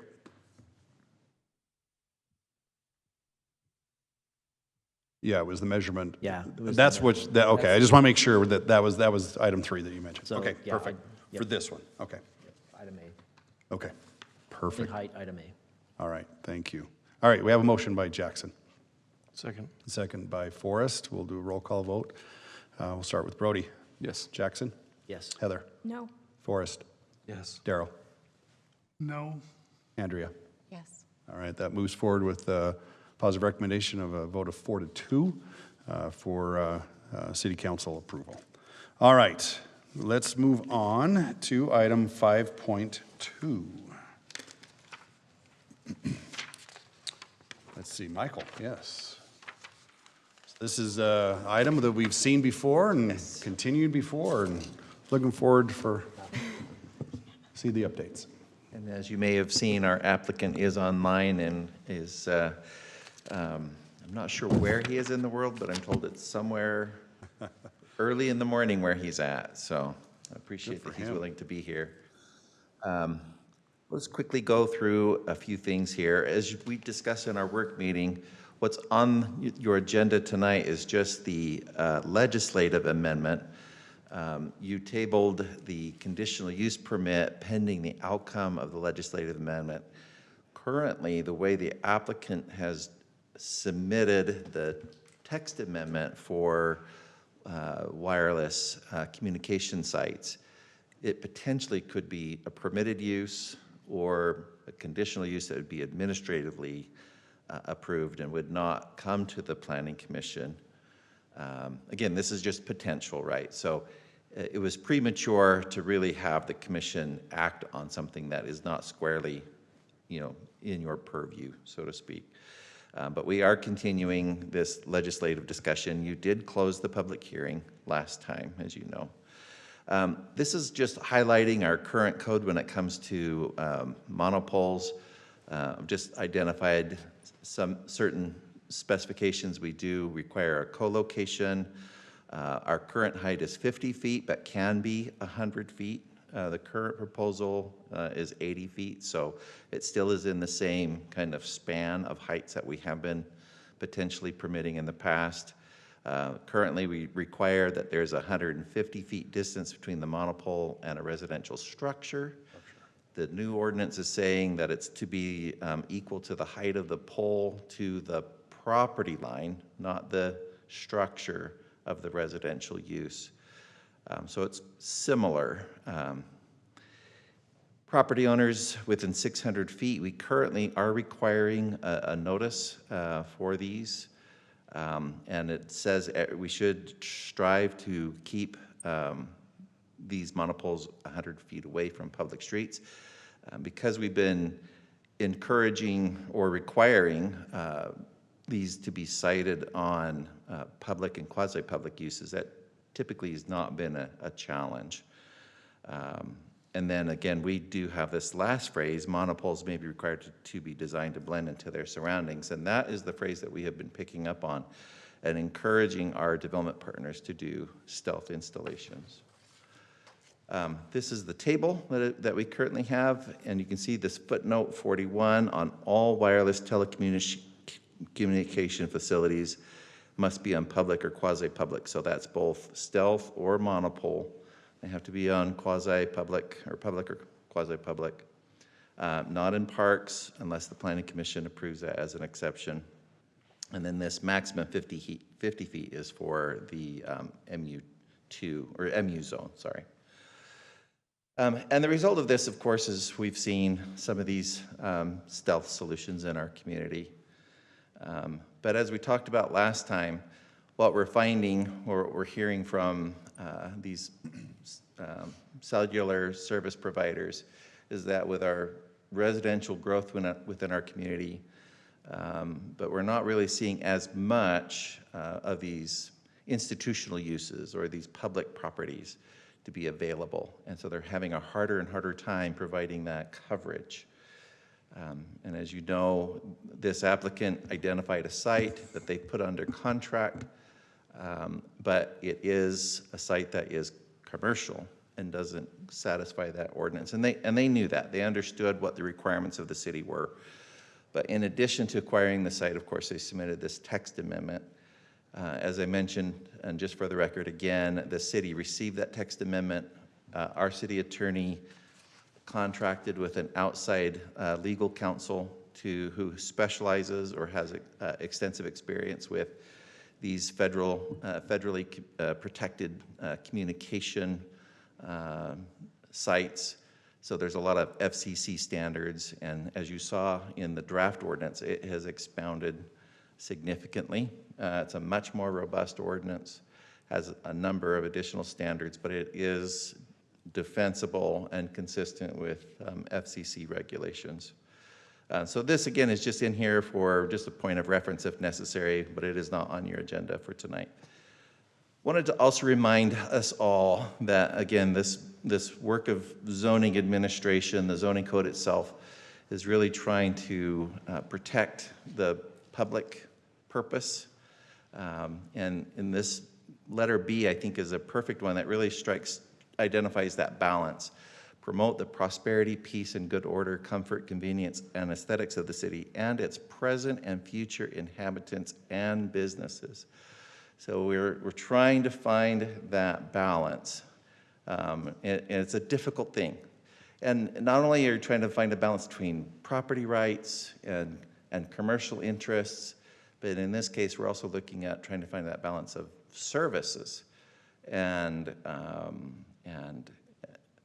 the aesthetics or the kind of the community values. And we've been hearing that a lot of times these stealth solutions are more challenging, they're more limited.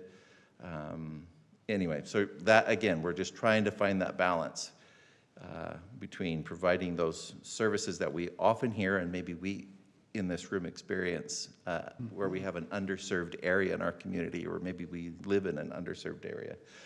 So these are the same recommendations that you saw last time, based on the draft proposal. I believe the applicant was accepting of all of these, the ones that I put green check marks by. But number 9, again, the applicant is really wanting this to be a permitted use process. Staff is recommending that we identify that stealth facilities would be a permitted use potentially, and these freestanding or monopole would be a conditional use. The further modifier on that is that the applicant was requesting that if it is a conditional use, that perhaps that could be administratively under the commission's referral policy, which we've had a lot of discussion on recently. And then if necessary, if it doesn't comply with the code, it can be forwarded to the Planning Commission for review and decision. But again, they would prefer to have it be a permitted use, not conditional. Now, in your packet, we included an email and an attachment. This is kind of a summary of those comments back to the commission. And essentially, the first 3 were more like commentary, kind of explaining the rationale from the applicant. And then the last 4 are potential additional amendments for your consideration. So for your reference, as we have discussion tonight, again, staff recommendation are these 9 in your report. You could certainly consider adding these additional 4, these bottom 4 on the applicant response. And then, as we also talked about in the work meeting, there's still some question or concern as to whether or not painting a monopole is satisfactory under the stealth requirement that I imagine will be a point of discussion with our applicant tonight. And then whether or not maybe the applicant's response on that is that's only one of the potential stealth solutions, and the city could potentially require more than one stealth solution on a site. But anyway, so again, that's probably one of your discussion points. And then again, this is the proposal from the applicant, is that C1, C2, and the TM zone would become a permitted use for these non-residential sites. So that is their text amendment. Any questions for me at this point in time? Has the city like made a map or something that shows where these can currently go? I don't know if that's something we've done. Again, you can see the zones. We're going to have to look at each applicant as they're going to need to submit a, like a service area map and show where there's a deficiency. Our proposal is that we still maintain that the public and quasi-public is kind of like a first-tier site. Yeah. And then the applicant can look at these non-residential sites if those types of sites are not available. Because So it'll be on a case-by-case basis based on the service provider's coverage map. Okay. Yeah, because I'm like torn because I'm like in some situations it's like make it tall so you can have multiple providers on one, so you don't have more. But then it's like I would rather have more in this area and not as high. Just it's kind of hard to find the balance between the two. But I think like C1, C2, it's like put it on top of the building where there's already height to be used. So for me, C1, C2, TM makes sense. Even I guess M1's already permitted. Well, and it's just a conditional use. That's not saying that it can't be. It just has to come before us to be allowed. It's not just flat out permitted at that point, so. The only ones, well, if they're all conditional use, but otherwise, I'm not a big proponent of having them in any residential location. So the public, quasi-public, followed by commercial, as Mike said, I think is a good thing, excluding anything residential. Well, I don't know. I kind of push back on that a little bit because we have just like huge places of residential where there's no commercial. Right. But Like the Cove, does the Cove have any commercial? Well, it is allowed. It's a conditional use. That's true. It's not prohibited. Yeah. None of these are prohibited use. That's true. In any of these zonings. They can happen. It's all conditional though, right now, and that's what they're saying. They want to allow it to be a permitted use in these other zones, which that's up for debate, if it's just flat out permitted or not. Right. Yeah. So all these zones can have them. It's just, whether it's permitted or conditional. Right. The other problem is, if they're permitted, we better have everything defined very well. Yeah, absolutely. Otherwise it can come to us and we can say, yeah, I like that, or. Well, because like, let's say 7-Eleven that we just approved, right? If we say it's permitted, then they can have a gigantic monopole in a half-acre lot or something. Maybe what we ought to do is let's table this discussion for a minute. Let's answer any more questions. We'll let the applicant provide any additional information as well before we get into much more discussion. We've already had a public hearing, so we don't have to go into that. But, so nothing else from Michael before he sits down. So, okay, too late. All right. No, you're fine. So we do have an opportunity, and we're going to turn some time over to the applicant to provide some additional information. I do want to, was it Mark that's on the line? Mark, I don't know if you can hear us. Hopefully, is he still there? Mark, you went through a lengthy discussion with us before a couple weeks ago, and so we appreciate that information, that time. At this time, if you could just provide you've heard the discussion that we had at that meeting and some of the additional information, if you could just highlight quickly for us any those changes and stuff that you have for us at this time. We'll give you a few minutes to address the commission. We can get you turned on. I'm not sure. Is he there? Are we still having problems with audio? Says he can hear us. He can hear us, but we can't hear him, huh? Keep talking. We'll check ours. Make sure your microphone's on your end, Mark.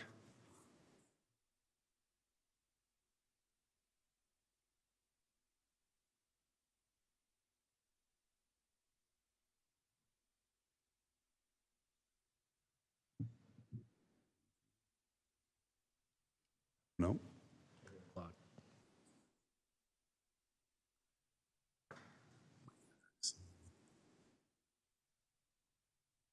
Oh, somebody was twisting their water bottle. That's what it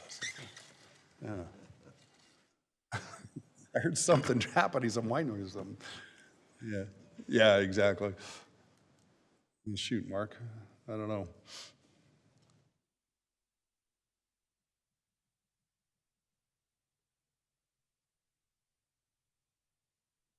there an opportunity maybe to call directly and put them on a speaker?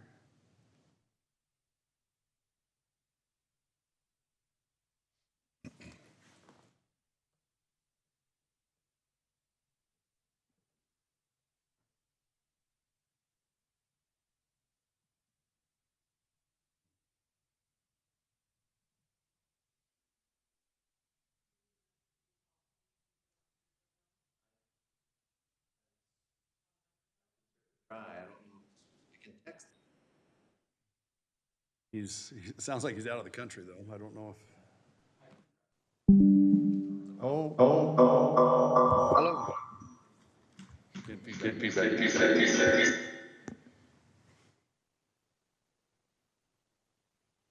Hello. Hello. Oh, I think we can hear you now. All right, we're not getting feedback now, so I think we're there. All right, Mark, are you Hello. with us? Can you hear us now, Mark? We can hear you now. Oh, Hello. no, he can't hear us. I guess we can hear him. I think it's because of the feedback. Hello. Hello. Oh, shoot. Oh, boy. Didn't tell him just to tell us. Just start talking. Hello, Mark. Can you hear us? We probably turned off our microphones, and so because of the feedback.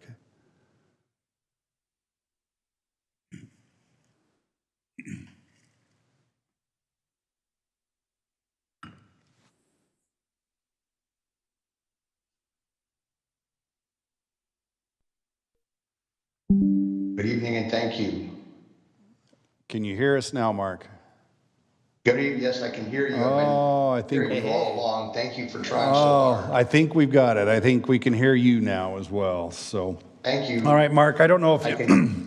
Yeah. So let's go ahead and continue with the meeting. As mentioned, I don't know if you heard what I said. We did 2 weeks ago. We went through a pretty good discussion on this in your presentation as well. We'd like to just give you a few minutes to provide any additional update and changes that have come about since that last meeting.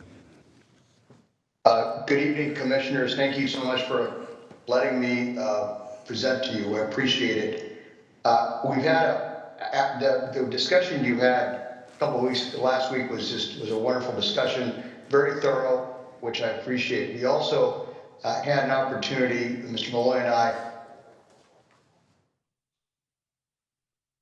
Uh-oh. Oh, Mark. Shoot, dang. We had it working.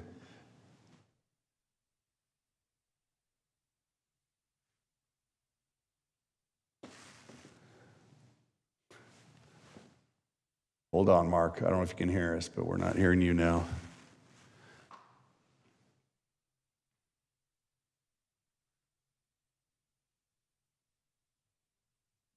You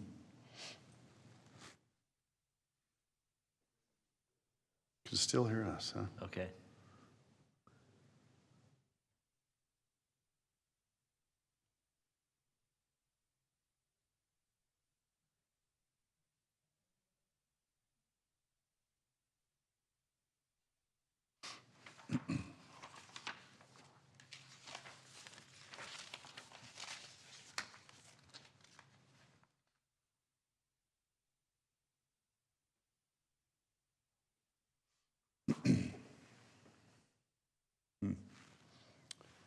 Do we have a substitute? I'm wondering if we keep things moving either. I don't know if somebody can.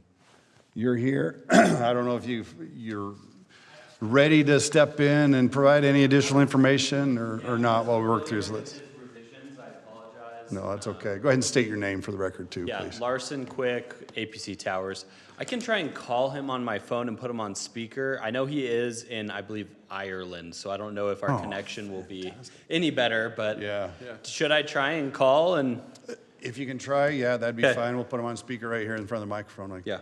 So, Mark, if you heard that, hopefully you did, but we'll try giving you a call. Oh, now we're hearing you. Hey, Mark, I just have you on speakerphone. Yes, thank you. I think that's, Hello, good evening, folks, and thank you for Through there. I don't think that's coming through the phone. talk to you this evening. I I think it's, appreciate it. we got it working through the, yeah, go ahead, continue. I don't think it's coming through the phone, so yeah. I'll hang up. All right, Mark, let's keep going then. Yeah, we did hear that you had a good conversation with Mr. Malloy, and that's where you cut off, so continue the discussion. Or not, oh no. Yes, good evening, There you folks. are. Great. Hopefully you can hear me well. Yes. Thank you for the opportunity to speak with you this evening. We had a great discussion last week, which we really appreciate, and some great questions came out of that from the commission. Mr. Malloy and I had the opportunity to talk further about it, and he included an email exchange that we had in your packet. I do suggest a couple of additional changes, but on the whole, the code that's presented to you, in my view, does answer all of the questions that you had last week. It provides you the flexibility to be able to manage what type of facility is built where and how. Which is important for the community and also from an aesthetic standpoint, but also from allowing services to be able to be provided to folks in particular areas. As has been noted in the previous presentations, your city is growing with a lot of new businesses which require wireless connectivity to be able to conduct business. As I indicated it in my email to Mr. Malloy, it does note if you read the whole code as a whole, I kindly ask you to consider that, because when you do so, you'll see that certain standards have to be implemented. The recitals require that the standards proposed in this shall be implemented. There are multiple sections which talk about stealth facilities, and provide a number of options. There was some discussion last week about paint. That is one option. There are other options. And for the sake of the community, there ought to be all options on the table to A, be able to provide the best service, and B, to make sure that it blends as well as can be and in a particular situation. One of the other questions that was brought forth last week is the ability to have additional co-locators. And one comment was that the commission wished that in a previous facility, they wished they had required it to be higher. Some language that I proposed allows that to be higher when necessary. Again, giving you flexibility. And also requiring co-location when appropriate, when technologically it can be done so, and if not, if it can't be at that particular location, like we have demonstrated in our application, then you proceed with a new facility, which can have additional co-locators. And this particular poll that we're proposing does allow for that. And so I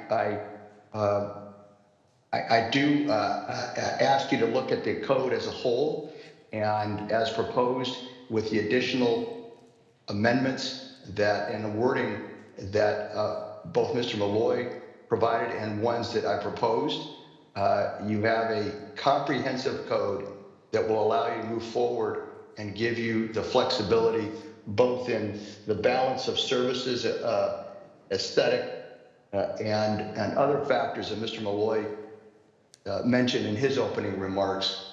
And I will close by saying I was impressed by the balancing photo he had, and I'll need to find out how he got that. That was pretty good. So thank you for giving me the opportunity to address you. I really appreciate it. Well, thank you for taking a break from your vacation and coming to address this, so we do appreciate that as well. Is there any questions for the applicant now? This is very important for, thank you, this is very important for the city of Harriman, its citizens, and for Skyway as well. So thank you for the opportunity. Okay. Any questions for Mr. Williams? Do you guys, have you guys provided to the city a map of coverage and like how, like where we have, I don't know, in the grocery industry, they call them food deserts. I don't know what the equivalent is in communication or cell phone coverage, but by my house, when I drive by my park, it's a dead spot. Or like I just Yeah, drop they every did time. provide some of those coverage maps. Okay. Before, yeah, and this is one of the areas that they were showing that there is a need. Yeah. As well. But yes, those coverage maps were provided in the meeting a couple of weeks ago, so. Yeah. Yeah. Because I don't know, I struggle with some of the stealth options, like a fake tree just looks worse than. Yeah, we had, there was a lot of discussion about this. And then like, I love what we've done in Harriman, like Harriman High School, and even in Providence. And it's like, okay, that was a great use So of stealth. if there's any questions, we can have those discussions, but let's let the applicant answer any questions we may have, and then we can move on to any questions. Is there a specific question you have for the applicant? Then? I guess not. Okay, yeah. All right, Mark, we're gonna go ahead and put you on mute on purpose this time, not like it was before, but anyhow, we'll Understood. have our Thank you. conversation now this time, and you can listen in for us, and we'll let you know if there's any further questions moving forward. So, all right, thank you. All right, let's go ahead and have that discussion now. There was, as mentioned so I was thinking you were here before, Brody, but you missed the no, meeting I 2 was weeks missed. ago. Yeah. Okay. Yeah, there was a lot of discussion on the stealth, things like that, and we're all in agreement. We don't want something that's out of place or anything like that. And so if you read, I think it's on page 9, there's the packet that was given. There are the discussion or the items out there under item F that are stealth elements and techniques to be used to help blend that facility in. So, but yeah. One of the discussions that we had back 2 weeks ago was whether or not paint is enough. They did show some examples of, a monopole that was painted blue to try and blend in with the sky and things like that. But there was some concerns that is that sufficient? Is that enough for a monopole application and things like that? So that was one of the one of the discussion items we had at that point. So where, I'm sorry. no, you go ahead. For stealth, that was the conversation, but I'm kind of thinking, are we missing an opportunity for location with Mountain Ridge, right? Basically next door to this site, and 100-plus foot football lights, stadium lights out there. Yeah. So- Exactly. Like at Real or It is a little Providence further Hall. away than this coverage map for this one, right? But Or if there's something else, maybe Real. Slick or. yeah, Real yeah, or- exactly. So, Just as a reminder, like a lot of that site-specific stuff, we can address in the conditional use. This is. right, This is for the Looking at the ordinance amendment. itself and Yeah. and choosing those sites, right? correct. Laying criteria for how to choose the sites. Yeah. Exactly. So my opinion on the actual ordinance is, I don't think that we should be making it permissible in any of the additional areas. Permitted use, yeah. Or permitted use. Yep, I think they should all be conditional. And if we do allow for paint to be a stealth, then I feel like we need to ask for at least another form of stealth as well. Like two I don't know options. what that is. I don't know how to define that. Well, let's say 2 options for stealth, or I mean, we could say 2 options, but if they just say, okay, I'm just gonna paint it, I mean, You can paint it white and paint it black. Yeah, yeah, yeah. well, you could Right, say a but- or- paint plus another option, like just not one. right, but, I don't want to prohibit paint. but no, I don't it's either. just Option one out of how many options? Well, and here's a thought, because I'm Yeah. in agreement as well. I don't know if necessarily paint is the right answer for the monopoles. However, it may be. Yeah. And if it's, and I agree also on the permitted versus conditional use. Yeah. If they come to us with a conditional use, I agree. I personally, we can review it at that time. Is that stealth element enough associated with it? I think we get few enough applications coming forward with cell phone towers and stuff like that. I don't think we need to make it permitted. I think we need to maintain that conditional, the same table as outlined that we have currently. And then as they come into us and agree that then these stealth elements are here, and then we can make that decision if we feel like that is stealthy enough for that application. Right. Well, the only thing I would say is like, I would add if it was permitted that there's a certain acreage, so it's not like we have a small commercial space and then a massive pole that's surrounded by commercial. Like that's probably the thing. It's like, okay, you have to be on 2-acre lot and then you can have one, not you be on half-acre lot and you have a 100-foot pole. And there's other parts within this that help that.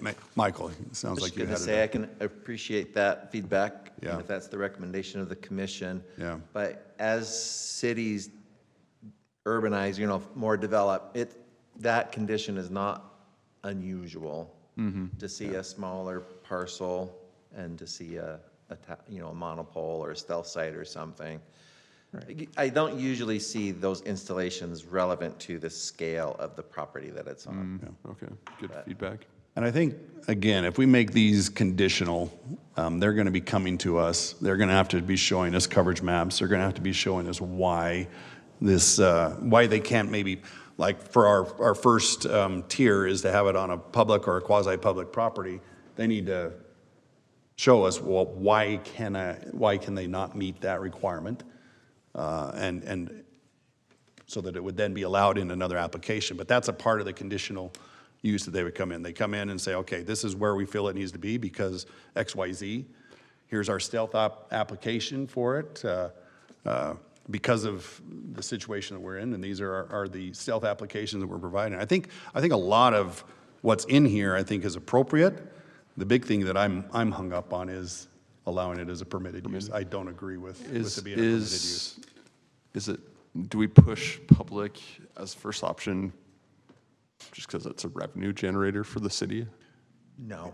That's not why, No, I think it really, and it's not uncommon for a younger community like we have been to try and minimize the visual impact of monopoles, right? That makes really sense. encourage stealth solutions and to try and limit how many you see within your community. Well, that's kind of So what I think it wondering was a about kind of a more parks. conservative approach, right? But the impact of that has been coverage restrictions or coverage limitations. Yeah. The only thing I struggle with is it's a service to our community and then making it so expensive that they're just like, oh, it's not even worth building. With the stealth options, but if painting it is the stealth option that works, then that's not too expensive. That's why I think we have that purview. But I like the option of that 2 responsibility. stealth options. Yeah, it seems to me like we're getting too caught up with the stealth concept when we should be talking about permitted versus conditional. Because then if it's conditional, then we have the opportunity to talk about all this other stuff. So as far as the written code goes, I don't know, I haven't had a whole lot of time to read through it, but like the location services, 1035-6. What page is that? It's not. Sorry, just for my reference. Page 8. Okay. It's not a bad thing. I mean, it allows for a lot of flexibility on the part of the developer. But if it's conditional, we have our 2 cents to throw in there also. Yeah, but I don't know. The only I would push back on that a little bit is like when we make it conditional, I know that just adds cost to. Not really. Timing is cost. What's a couple more weeks? They can get in an application pretty quick to us. Yeah, all right. Yeah. And it's not like we don't have service in our community and we have to draw all the service providers in constantly. Yeah, true.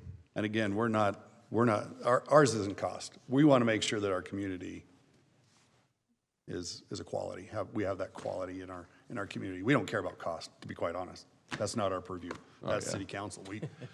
Yeah. I mean, we care. We, but we do, but that's, our responsibility is to our community and meeting the, you know, the codes and the requirements that way, and help developing those codes to maintain that quality that we have in our community. So personally, if it takes another month, you missed before, they've been looking at this for a couple of years or more, maybe 5 years. I think it was right after COVID, actually. So, you know, time is of the essence is somewhat. I mean, this could have come to us sooner as well, so. But I guess I'd want to know why it would take that long.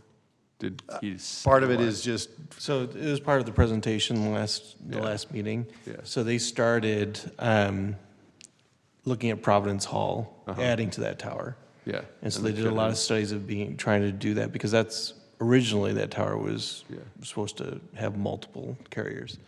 And so it's taken them a while to resolve that they can't do it there because of structural issues and because of the way that they built the actual tower itself. So then they started looking for other locations so they could do other it. public and quasi-public. Right.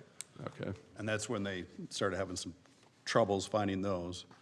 Still don't know if they went and looked at Slick Campus, because it's in the vicinity as well. That was a part of the discussion, but Real, they never got any, you know, response from them. So, Right.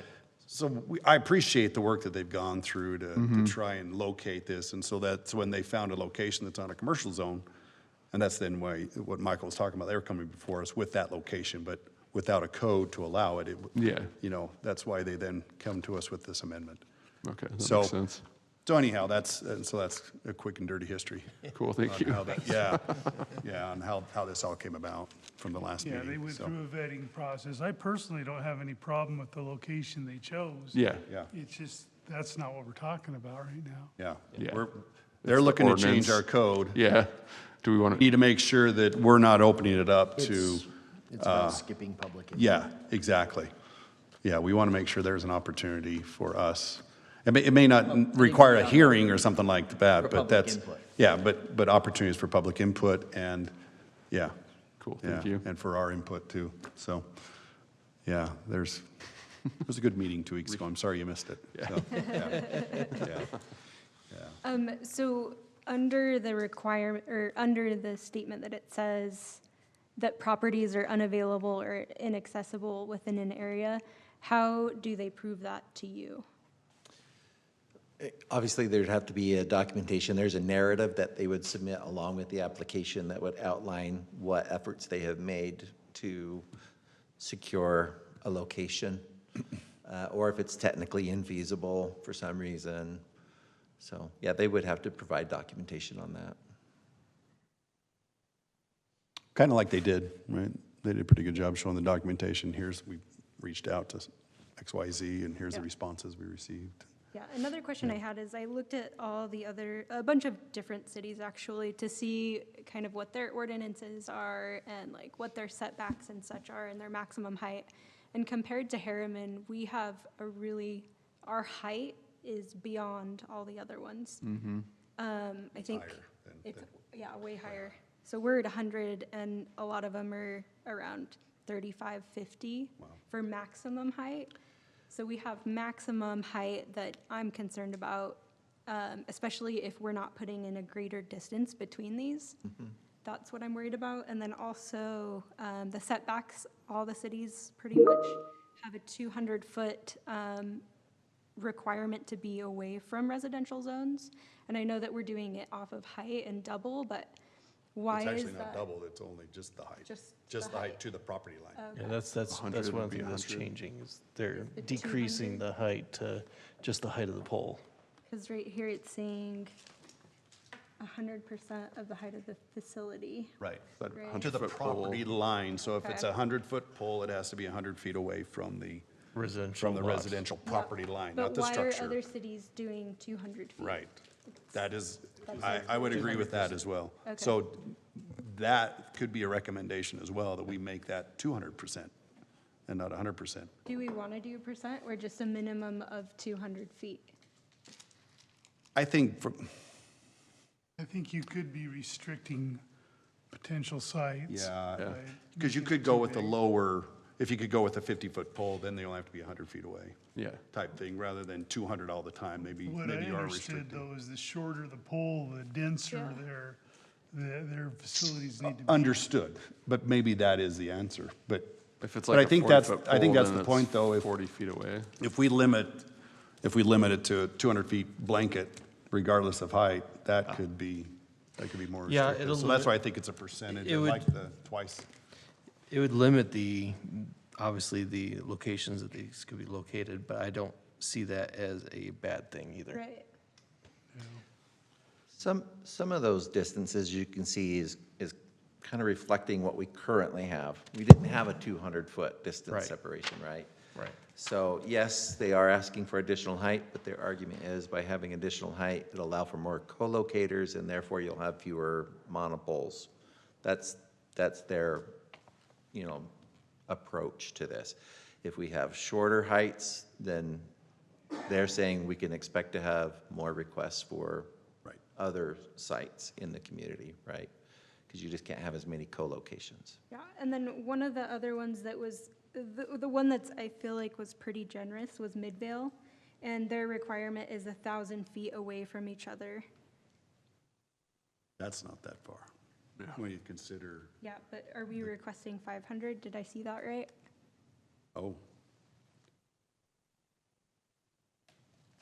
We're saying 500 feet from Next one. school, playgrounds, parks. And I'm wondering, well, sorry, that's a different discussion. We'll get to that one. They'd here. also have to prove the need. So whether Yeah. it's 1,000 feet or 500, I mean, say that they wanted to co-locate or relocate or locate a pole 500 feet away from an existing pole, but the coverage doesn't change, then obviously that wouldn't require. do that. So they'd have to either move it farther away or. Is it an existing pole no matter who the carrier is? Because I'd hate to see a T-Mobile pole here and 300 feet away is someone else's pole. Well, I think we talked about that before, that it's much cheaper to co-locate. And the desire even from the owner and a future co-locator is to share facilities. And that would- That's, But that's you're- not, But yeah. you're right. It's based on their service to their, their clientele. So Yeah. T-Mobile, the map that they showed us was T-Mobile's blank Yeah. spot. It wasn't AT&T's, it wasn't Verizon's, it wasn't whatever other carriers, that are Correct. out there. It was just their service. I almost would like to see the code encourage co-location, and maybe it does, Mike, but Well, we talked about that. I don't know if that was addressed or not. Was there a change in the code, in this, because we were wanting to not have that situation that happened with Providence Hall, where it was anticipated to be co-located, and then it didn't Right. happen because of some things? And that there was one of the modifications that was proposed by the applicant. Okay. In those But four doesn't that statements. mean taller Another, poles? yeah. Yes. Not necessarily, because Riverton has it on in their code that they require that it's what is it called? Co-locate. Co-locate, yeah. Capable of co-location, yeah. Mhm. Right. The previous one, our old? Yeah. Yeah, the old code requires it, and the new one does as well. I think Yeah. So the Go first back guy to- in then, Shall be constructed so as to allow co-location of a site. yeah, all right. So in this case, T-Mobile has to construct the pole structurally stout enough to handle co-location of other people. Correct. They can't just design it for their facility. Yes. Which there's obviously a financial benefit for them to do that as well. Yeah. But is there any repercussions if they don't? If they don't what? If they don't design it Don't design as. it? Well, as then they're a- not meeting the code. Right. It has to be designed It has to be to designed accommodate co-location. Okay. So the Province Hall one, was that designed for a co-location? Supposedly it was, and it didn't happen. So that's my question is, how do you enforce that? We've already had the situation where it was Yeah. supposed to be, but it's not. So how do Saying you that that one enforce had 2 antennas already, the problem was adding a third. A third. Okay. Oh, They had one in the lower Yeah. section, the roof section was the front. okay. Okay, so they So it already have has 2. two. Yeah. They It just just couldn't didn't fit a allow- third onto it. Okay. All right. Good to know. I wasn't aware of that. Yeah. Yeah.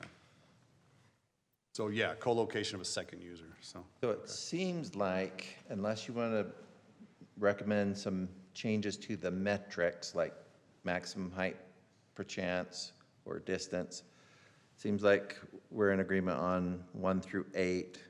9 was introducing a permitted use, and we're saying we're going to keep it conditional, potentially. And then the applicant proposed these the first 3 are really comments, but these last 4, in response to the conversation that he had with you 2 weeks ago, which seem reasonable. You were thinking of a motion. Those are the kind of the Yeah. 3 parts that you're looking at is staff recommendation, not changing the table, right? Right, leaving that as is. Yeah, and then whether or not you want to add the applicants for additional modifications.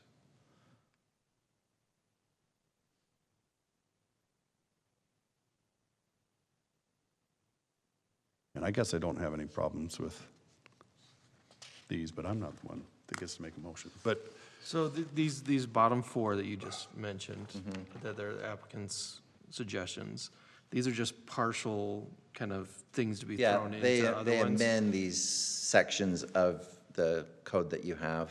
Right, so Yeah. I'm looking through the code, and I want to understand exactly, just add a paragraph B after current A. I don't want to just say, yeah, this is great. I want to know what that. Show that here in the. What it actually says, or what it's actually going to change, because, under 7.A, Maybe have the applicant maybe talk you through that. If Do we know which, right? And so it says, yeah, that third to what last, add 7A? paragraph B, which section? Yeah, Right. so that first one would be 1035-4 in the new codified Okay, format. 1035-4, all right, Yep. all right. Yep, and the same with the last 2, but I must admit, this add paragraph B after current A, that's the one you and there's probably need to S, have him okay. ask you about. And then 7 is gonna be 1035-7A, 1035-7F. So, sorry, go back to, okay. Paragraph B again. That's the Of one that I think we 1035. need to ask for clarification, which section. That's the only one. Yeah. Larson, do you know which one he's referring to there? I don't know if Mark's there, that on paragraph B after Yes. current A. Yeah, where's that, which section? If you wouldn't mind, Mark, directing us to that. Hopefully you've been following the discussion, but you're stating here to add a paragraph B after current A. Which subsection is that? Let me get to that. Give me just a second, folks. That would be in 4S. 4S? I'm sorry, excuse me. Under general standards for all facilities, 5A, and then you'd have 5B, co-location shall be encouraged, et cetera. General standards for facilities. So on page 6, then, So- what we're looking at. Yeah. Be under section 5, general standards for all facilities. Yep. And after A, you'd have a new B. It just seemed that that would be the logical place, Okay, Mr. Chair, for that, or co-location. gotcha. Thank you. That makes sense. Do you see that on page 6 is what he's talking about? Yes. Top of page 6. So, thank you, Mark. And that's, I think that was meeting our intent of encouraging the co-location.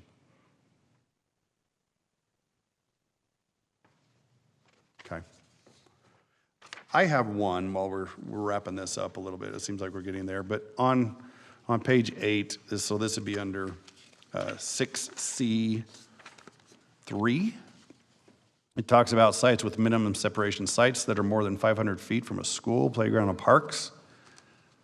That's not meeting our current standard, right? I mean, our stealth facilities are on schools. Yeah, that's what They're I was on, looking at. they're on light poles. We want to encourage, you know, stadium lighting or whatnot, and that would prohibit it. Or in the corner Am of the I- parking lot. Yeah, Yeah. right? Well, I guess I it don't doesn't know if I want to prohibit it, be it's that just- restrictive. Yeah, that's what I was just looking at 1035. Do we go with the, you know, you were talking 200 from maybe as a general note. I don't know if I want to say 500. I have a problem with 500. Yeah. Because I want it to be in, why Wouldn't not mind have if it it was on a at light pole where you're schools. playing a football game? I would just eliminate C3. Just eliminate it altogether, huh? Yeah. So it's On page 8. It's Page 8, it's 10-35-6. 6C3. C3, yeah. So I don't know what the commission's thought on that, but that could be a part of a motion as well. I like that idea. That's a good one. And then getting back, just so maybe we get some clarification, back to Heather's discussion, we were talking 200-foot minimum as we go to the top of that page under item B. You had mentioned 200 feet. There was a discussion, maybe it's just 200% of the height. Are you feeling strongly with the 200 feet? I am, just. Okay, no, that's fine. I with just the- wanted to yeah. clarify that one I for suppose folks, if this there's is any a thoughts. A safety concern, right? So Yeah. if it topples, you've got. Well, and that's why you have the 200. You have plenty, 200%, but 200 feet for a 50-foot, is that excessive? I think so. Yeah, It could be.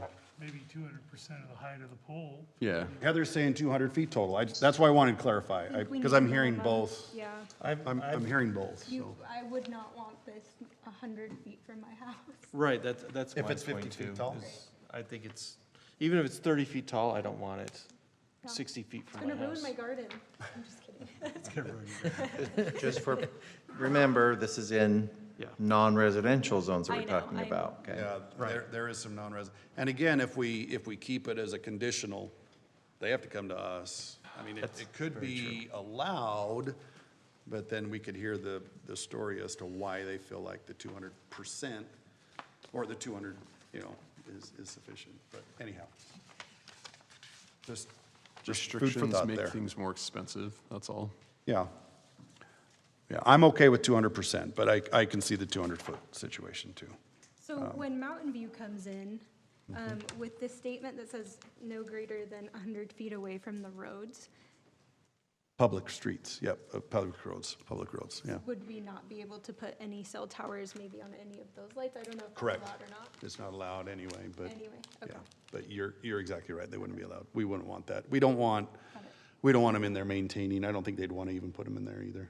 Because you also got other facilities at the base of it, which wouldn't be allowed within the public right of way.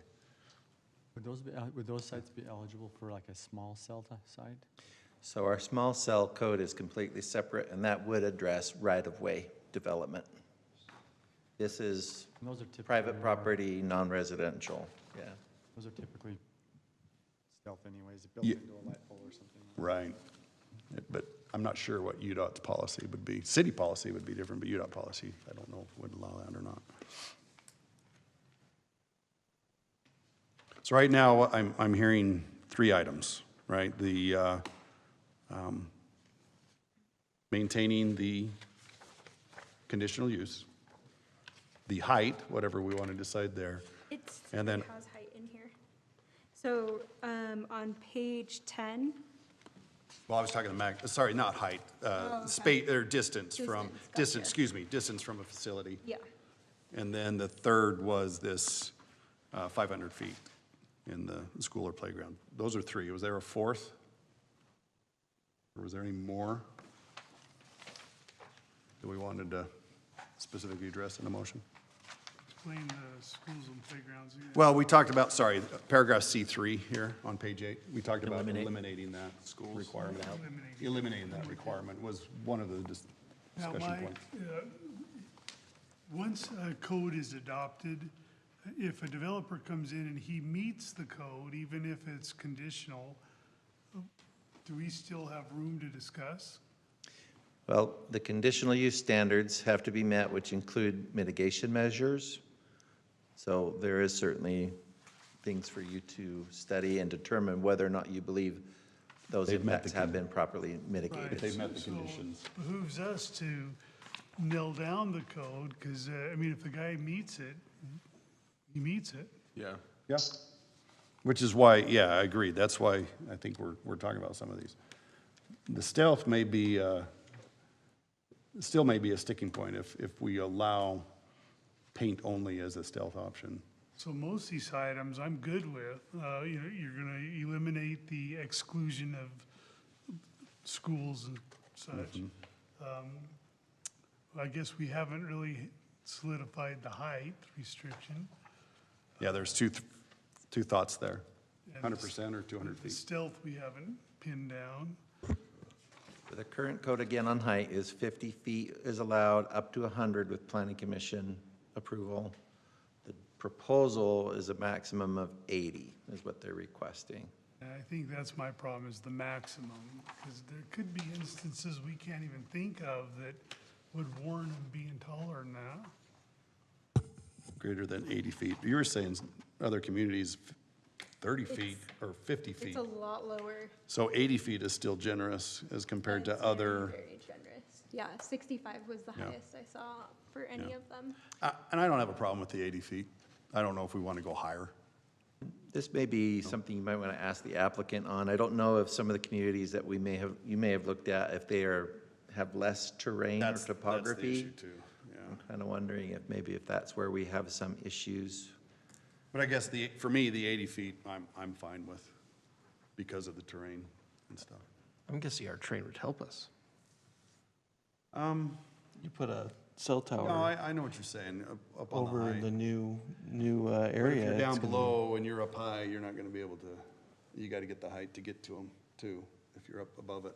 But if we're giving them height and allowing them to add more and get that greater distance, shouldn't we have greater spacing between them? That would be the intent, yeah. Which is why they would then have to come in and show us their coverage maps. Because they're saying in there that they want 500-foot separation. Oh, just kidding. From This other is a different one. facilities, yeah, that's a different. But like if we do 200% of the height, I mean, that limits where they can put it to, or they have to minimize the height.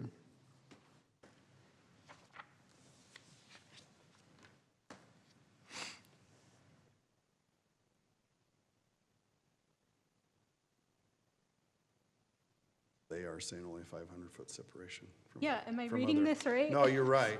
Okay. So they're asking for it to be 500 feet instead of 1,000, and they're saying it will if it's at Because- 1,000, it will likely create more requests for monopoles?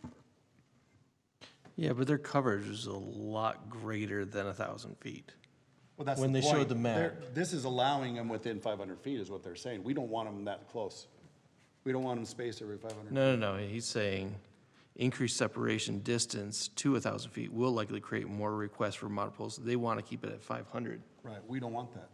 No, I understand that. That's what we're saying, we don't want to have. Right. I don't know if that's true or not, because if it's the taller pole, if Well, we're when- going to allow a taller pole, I think 1,000 feet is going to be plenty. Well, in the map that he showed, like I said, Yeah. it showed a much greater, than 1,000 feet distance. Right. And what they so- showed was a 100-foot pole, the Right. coverage for 100 feet. No, it was 80. I think the information said 100, but it was for an 80-foot Okay. pole. Yeah. There was They a were typo in that. changing plans, yeah.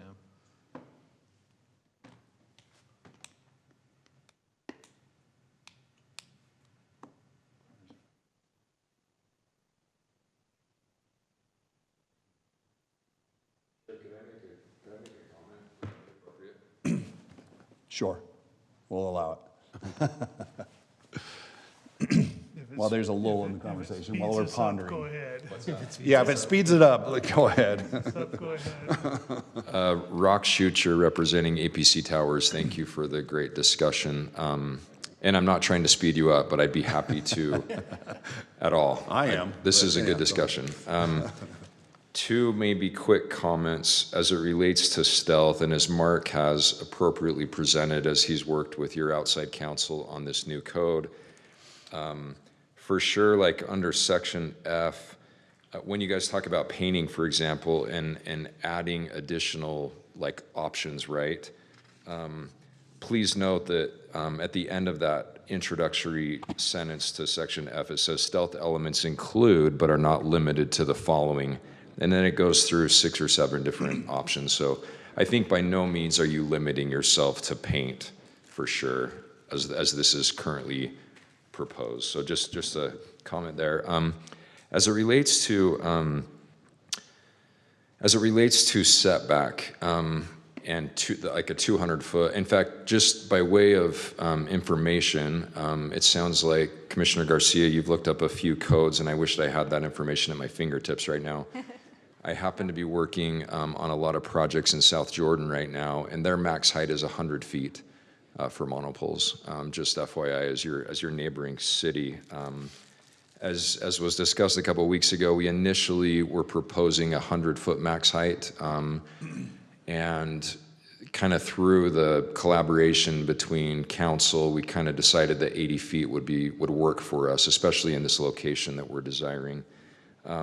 So, I mean, 80, 100 feet, you could go either way there.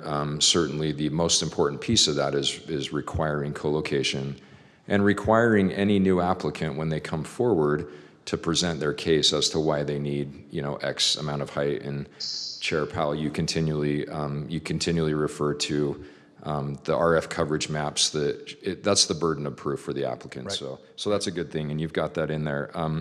Maybe just the last comment related to setbacks from residential structures. 200 feet effectively eliminates the site that we're proposing right now, that we've been working on for a couple of years. What about 200%? 200% Well, 160 feet. Yeah, 200% also does it as well. I believe the existing code, and Mike, you might have to confirm this for me, is the existing code 150%?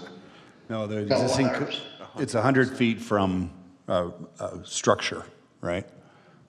Or 150 feet from a structure, excuse me. Okay. Yeah, it's 150 feet from a structure, not the lot line. Not the lot line, okay. Not the lot line. So we are right at that 150-foot mark on an 80-foot tower to the closest residential structure. Structure, not lot line, and not zone change, but or zone boundary, I should say, from commercial to residential. But I mean, setbacks for sure are important, and just maybe to give you guys something else to think about. Property owners, whether it's a public or quasi-public use or a private use, down the criteria of what we're trying to change here, regardless of the zoning type or the property utilization type, it's difficult to put, from a property utilization standpoint, it's difficult to put a monopole or any vertical structure in the middle of a parcel, right? These are all ancillary structures to a primary use on a parcel. So to the extent that we can corner them in an effective way, that's what you see all throughout the Wasatch Front. So anyway, I'm not saying the fall zone or a setback is not arbitrary. I think it's important to have them, and it's for sure important to have it at least 100% the height of the structure. But beyond that, just gets a little bit tricky as it relates to dealing with property owners and proper site placing. So just adding that to the conversation is all.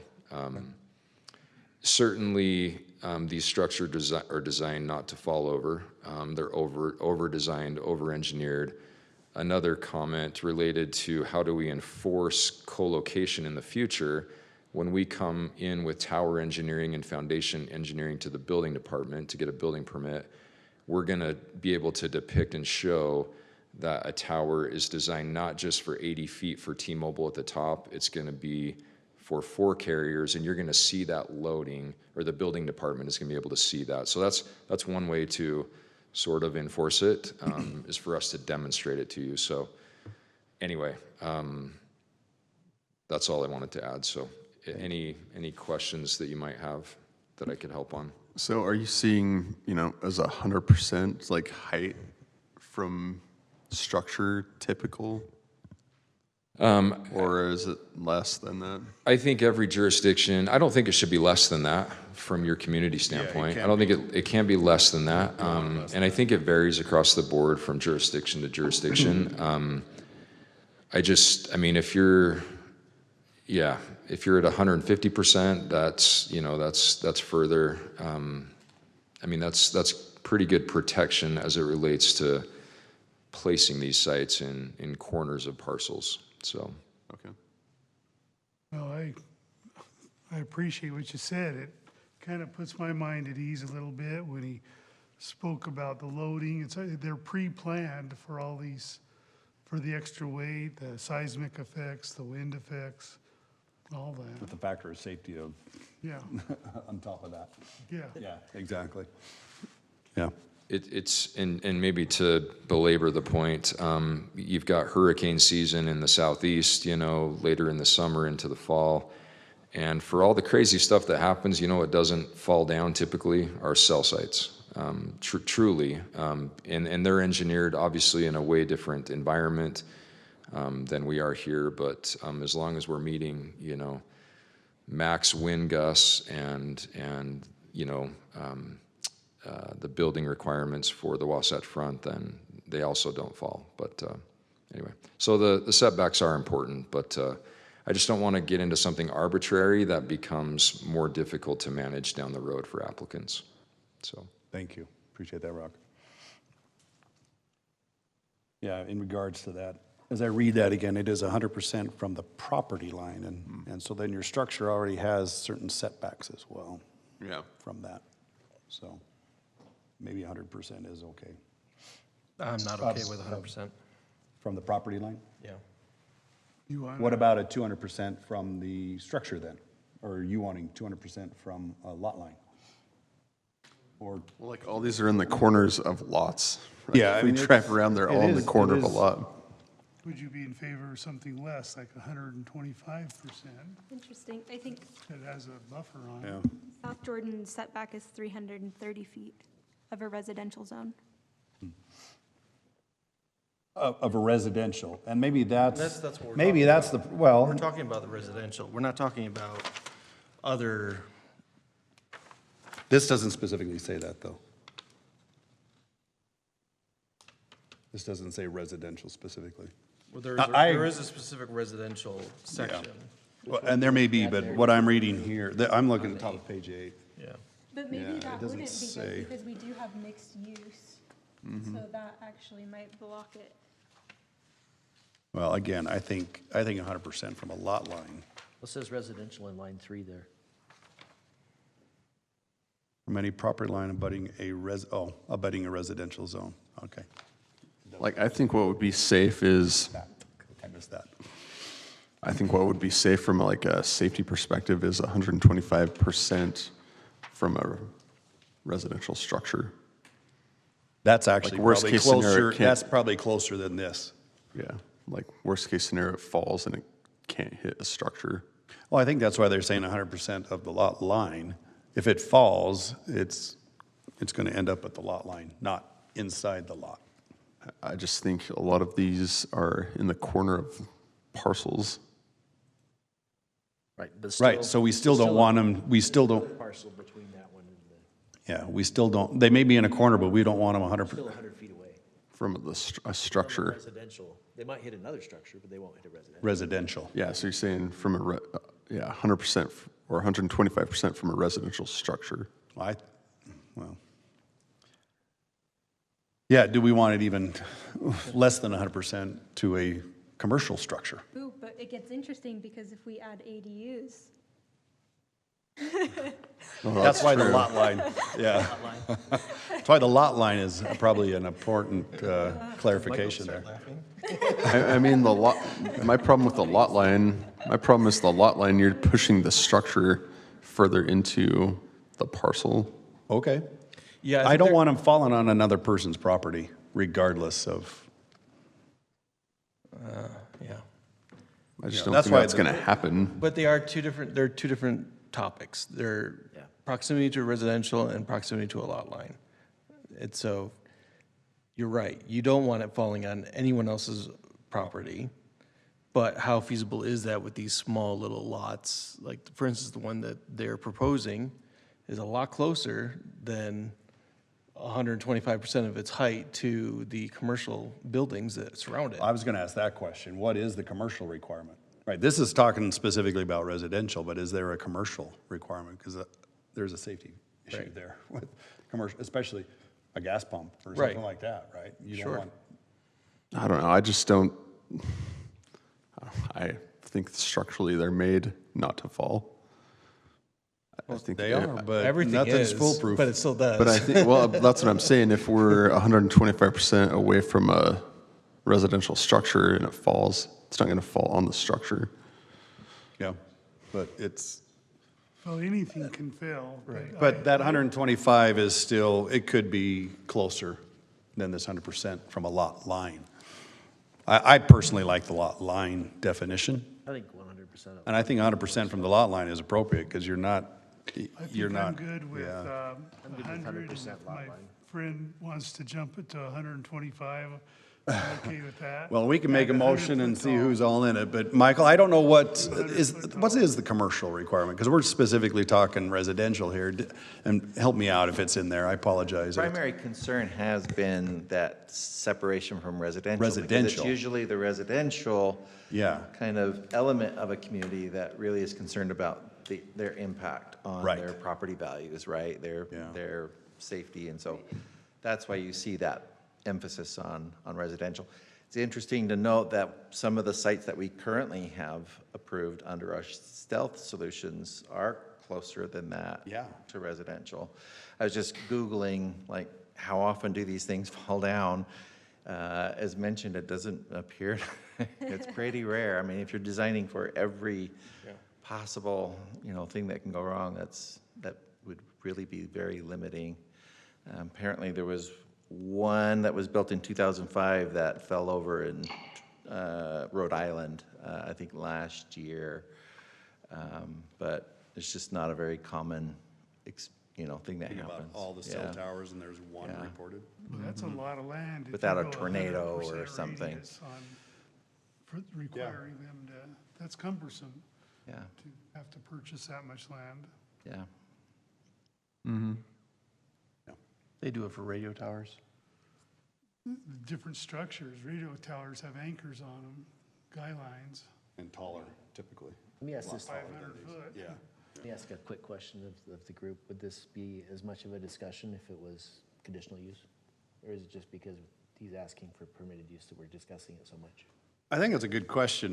Maybe it gets back to what Darrell was saying before, though. We want to make sure the code is to a certain standard, and then they come back to a conditional, still come to us. I agree with what you're saying, though. Yeah, I think the conditionals If are we left it given. conditional We're all use, Yeah, I think we're all in But- agreement. The but it- conditional is a given. But if we make it a conditional use and we're not in agreement on the space, on the Except for maybe road. distance, the minimum distance, they could come back. So there are a couple things, I think. Okay. I think right now, that's probably the main one we're Yeah, I cut think all up of on us is feel the like distance. conditional use makes sense. Yeah, I think we're all in agreement there. We're not gonna give up conditional use on this. No, We're not that's gonna make it fine. permitted, yeah. But I'm not the one making any motions tonight, so. I'm just going off of what we already have and what I see around the valley. It's like they're closer than 100, like. Let's yeah, try to they're summarize closer this to then. the lot line. Yeah, Are we all in agreement with conditional? correct. For me, I would go, I think it's cumbersome to go too much of a radius. I would go, Keep it as written, yeah, as 100% from the lot line. yes. I'm with that. And I would go up to a 100-foot pole. Because we heard from their experts in our last meeting that there is some benefit because of terrain, topography, to go Mm-hmm. up higher. Yeah. And again, just it's a as service a to as a us. reminder, this is a recommendation to city council. So whatever we recommend, they may trump us. But I'm not saying that, facetiously, because I think they value our input, but they do have a different, right, they're looking at the financial situation too on this. But, sorry, Darrell, I cut you off there, but, so the 100, your thoughts are conditional, we skip that, because we're all in agreement. 100% of the lot line from the property line, and allowing a 100-foot pole, and then also back to this subparagraph 3 to get rid of that. So that's Darrell's thoughts. What about to residential? Does that get rid of the site that they're proposing with that No. restriction? No, Okay. it doesn't. If we go more than 100% from the But lot that- line. But that is not part of this discussion. Yeah, I know. This is just. the Even though they ordinance. brought it up. That's true. Yeah, it's It just. is this not is the part of this ordinance. discussion. It cannot be. So Heather's got a concern with the 100-foot tall Well, pole. what other Right. things that I was looking at is other cities, how they consider height for some of these is what is allowed in that zone for building height. So that was an interesting way to look at that too. Yeah, but that, It may not be unfortunately, realistic, but I'm yeah, just because that saying, wouldn't even like, allow an 80-foot, maybe even a 100 feet 50-foot. is Yeah. really, really tall comparatively to what other cities are doing. Sounds like South Jordan does allow 100 from They what allow was mentioned. 75 feet tall, but it has to be 330 feet away from a property line, like from a residential area. So, As yeah, we they grow have as the a city, I 75. don't know how we do that. Yeah. Yeah. I also just, again, want to Maybe we clarify. leave it at 80 feet. Sorry, maybe that one, Darrell, we just keep it at 80 feet, the max height. Yes, This Michael? lot line that we're talking about, really, it's that zone change, right? Because you could Yeah. have a commercial property that has Right. multiple parcels. It's where we change from that commercial zone to Or the residential. residential. Okay. Yes. Yeah, I don't think we're, And like if it's commercial and it's next to a major road, who cares? Like, well, you still have a requirement from a road, right? There is a distance. On offset, it has to be from the road, 100 feet from the road. And if we allow a 100-foot pole, then you're getting close. If we keep it at 80, then you got to factor safety there too. And I do have another question. So all the cords that are going down this middle, it's all hidden, right? Yes, they're all within the pole. They're all inside. Yes, they're all inside the Just pole. wanted to That was make part of the sure. definition of, not stealth, but Yeah. one of the Concealed. other ones that he asked that we add. Yeah. Disguised. Yeah, that's great. Yeah. But yes, that's correct. There's no, the cabling and stuff has to be disguised. We'll leave Got at it. that. Yeah. Okay, so we were gonna remove number 3 for the playground and school, and then for the distance, did we wanna maintain, or did we wanna do 1,000 feet, or do we wanna do 500? Oh, spacing of facilities, this third bullet here? Yeah. Yep. Or do we allow it to be dictated by Anything over Coverage map. 50 coverage feet. maps? So that They have to prove to us They have to that prove they to us that have to- there's no coverage within the area. for that service. And we could Or they just can't say it use that another way. It's pole that like, already exists. we could increase the separation to 1,000 feet, and then, again, it's a conditional use. They can come back to us and say, look, that condition's not gonna work. So we can make that 1,000 feet, and I'm okay with that, and then they come back and prove to us that that's not gonna function for their needs.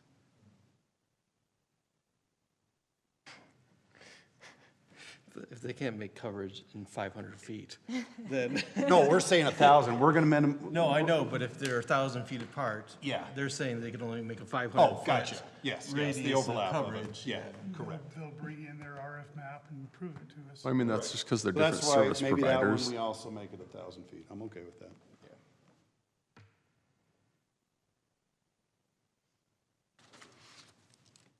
Sounds like now we're just down to the 100% of the height of the facility or monopole from a property line abutting a residential zone. Well, for There's me, still I some would maybe wanna understand better why is 200 the magic number for every city, right? Yeah. Like, why, more so? It's probably, I don't mean to Maybe be, shadows or Well, something. I think part of the reason it's being applied this way here is because if it was more, that current site wouldn't be allowed. But we're not considering that current site. Right. But I'm just saying that.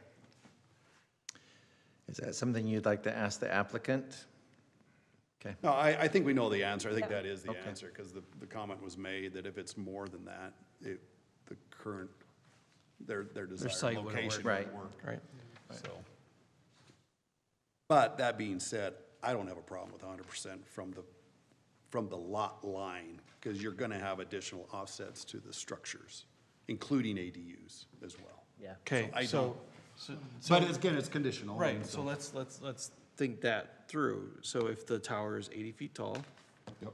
And it is 80 feet from a residential line townhouse that has a 5-foot backyard or 10-foot backyard, you're gonna be looking up at a 45-degree angle when you see the tower in your backyard. So they need to provide some stealth at that point. Tall pine tree. I don't know, I wouldn't Or buy a house shorter, with or a something- shorter pole. Right, Could be right. stealthy too. Right. I mean, that's I the know. beauty of the condition. I Right, get what yeah. you're getting at. Yeah. Yeah, no, I. I'm just looking at the extremes, Yeah. like what they could still do without coming to us. You know, that can't do it anything. meets the letter of the law, the letter of this. So even if they come to us with a, this is not permitted, but it is, Conditional. Conditional. Yeah. Well, if they If meet it the still meets conditions, then our- they don't have to come our- before us. If it still meets the our condition, you say description, still then would. we can't say no. Well, yeah, that's I mean, true. conditional use does not give us the ability to say no if we don't like something. Yeah. If it follows this, then Yeah. it is what it is. But is that a fair statement, Well, Michael? it's, We have to. so you have the right to mitigate the reasonably anticipated detrimental impacts, right? And if you can argue, or you can make a finding that the stealth solution is what is necessary to mitigate that impact, Right. the use is still being permitted. Right. But it's the form, right, how that use is being constructed. Right. So we could. So that's deny- where At you our, would- at our discretion, we could deny an application if we felt like, even though they may be letter of the law meeting all this, but it was like, you know what? They're 5 feet next, the offset from this townhome is 5 feet from this property line. We don't feel like that's appropriate. Are we allowed to deny that That application? it can't be mitigated. That it can't right? be That mitigated. it can't be mitigated. Yeah. Yeah. And stealth, we do that under the stealth application at that point. Right. Yeah. And a part of our duty is to, not only protect the public, but the public is deserving of cell phone Absolutely. service. Yeah, there is that. too. And we know there's a hole, at least for T-Mobile. I don't know, maybe Verizon has all that covered, but Right. Verizon can deal with their own battles. Right now, we're not even talking T-Mobile, we're just talking. This is co- cell towers. In general. This is just general. All right, do we have enough for a motion? Are we Andy, ready? did we already address paint and stealth too? Sorry. No, that's a good, I think the thought there was, and correct me if I'm wrong, but because if we maintain it conditional and they have to meet a stealth requirement, if we feel like paint is not sufficient, then we can have additional If you have a requirements. finding, If we have a right, that finding. has not been mitigated, Yes. yeah. That's my understanding. That's a good point, but But how would we, never mind. that, I'll ask you later. no, I know what I know where you're gonna get at, but we can make a recommendation, and if they don't agree with it, there's a whole appeal process after that. So in the quote, in 10.5.10, what is this? 3G, I think. So the requirement here says detrimental effects arising from incompatible designs in terms of use, scale, intensity, height, mass, setbacks, character, construction, solar access, landscaping, fencing, screening, and architectural design, and exterior detailing, finishes, and colors within the neighborhood in which the conditional use will be located. That is my assumption of what most of these are gonna fall under, and I think that there's a lot of provisions in that little caveat that gives us adequate means Protection. to require additional things. You said which, 1035? This is the existing code. Yeah, the Oh, that the we're quoting. existing code, Yeah, excuse me. the conditional Gotcha, use not, code. okay, So 10.5.10E, gotcha. So that existing code's not going away. This isn't superseding all of it. That existing No, code is that's just still an there. explanation of how they mitigate. No, all right, I gotcha. Thank you. Okay. So does that answer your question? Are you okay with that explanation? As long as it covers it Yeah. so that they can't just do paint if that's not what we want. Right, Right. right. That'd be true of any stealth treatment. Right, we don't want a big Paint is Ferris just- wheel. Paint is just option. You know, but that's, A maple. Okay,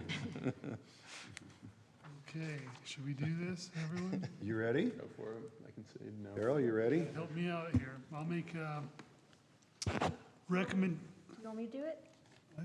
I think I. You want me to do it? Daryl's going to do it. Motion to recommend approval to the city council for item 5.2 with staff recommendations together with causing it to be conditional, limiting the pole height to 80 feet, making it 100% of the height of the pole to the lot line, For residential. a residential lot line, and deleting section, was it 3? It was 1035. 1035, sorry, go ahead. 1035-6-C.3. Yes. Yeah, okay. 1035-6. Yes. That. Is that good enough, Angela? You got that one? All right. Okay. And those are the I believe that's it. 4 additionals. Okay. Yeah. Those are 4 additional items. In addition to staff. Okay, we have a motion by Daryl. Do I have a second? I'll second. I have a second by Jackson. All right, we'll go ahead and do a roll call vote for this, and we'll begin with Brody. No. Jackson. Yes. Heather. No. Forrest. no. Daryl. Yes. Andrea. Yes. And that leaves it up to me. It's a 3-3 tie. And I will vote yes as well. That will move forward as a recommendation to City Council. And can I make a comment? Yes. My no vote was simply on the area of, I would have liked to see that as a minimum of 200 feet distance from the property line. Okay. Did Brody also vote no? He did. Yeah. I Yeah, did, Brod- I did for the exact same reason, is because I would want to see. So the discrepancy, the reason for the no votes was the distance. Yes. Was the main thing. So all the others we were in agreement with. So there was 3.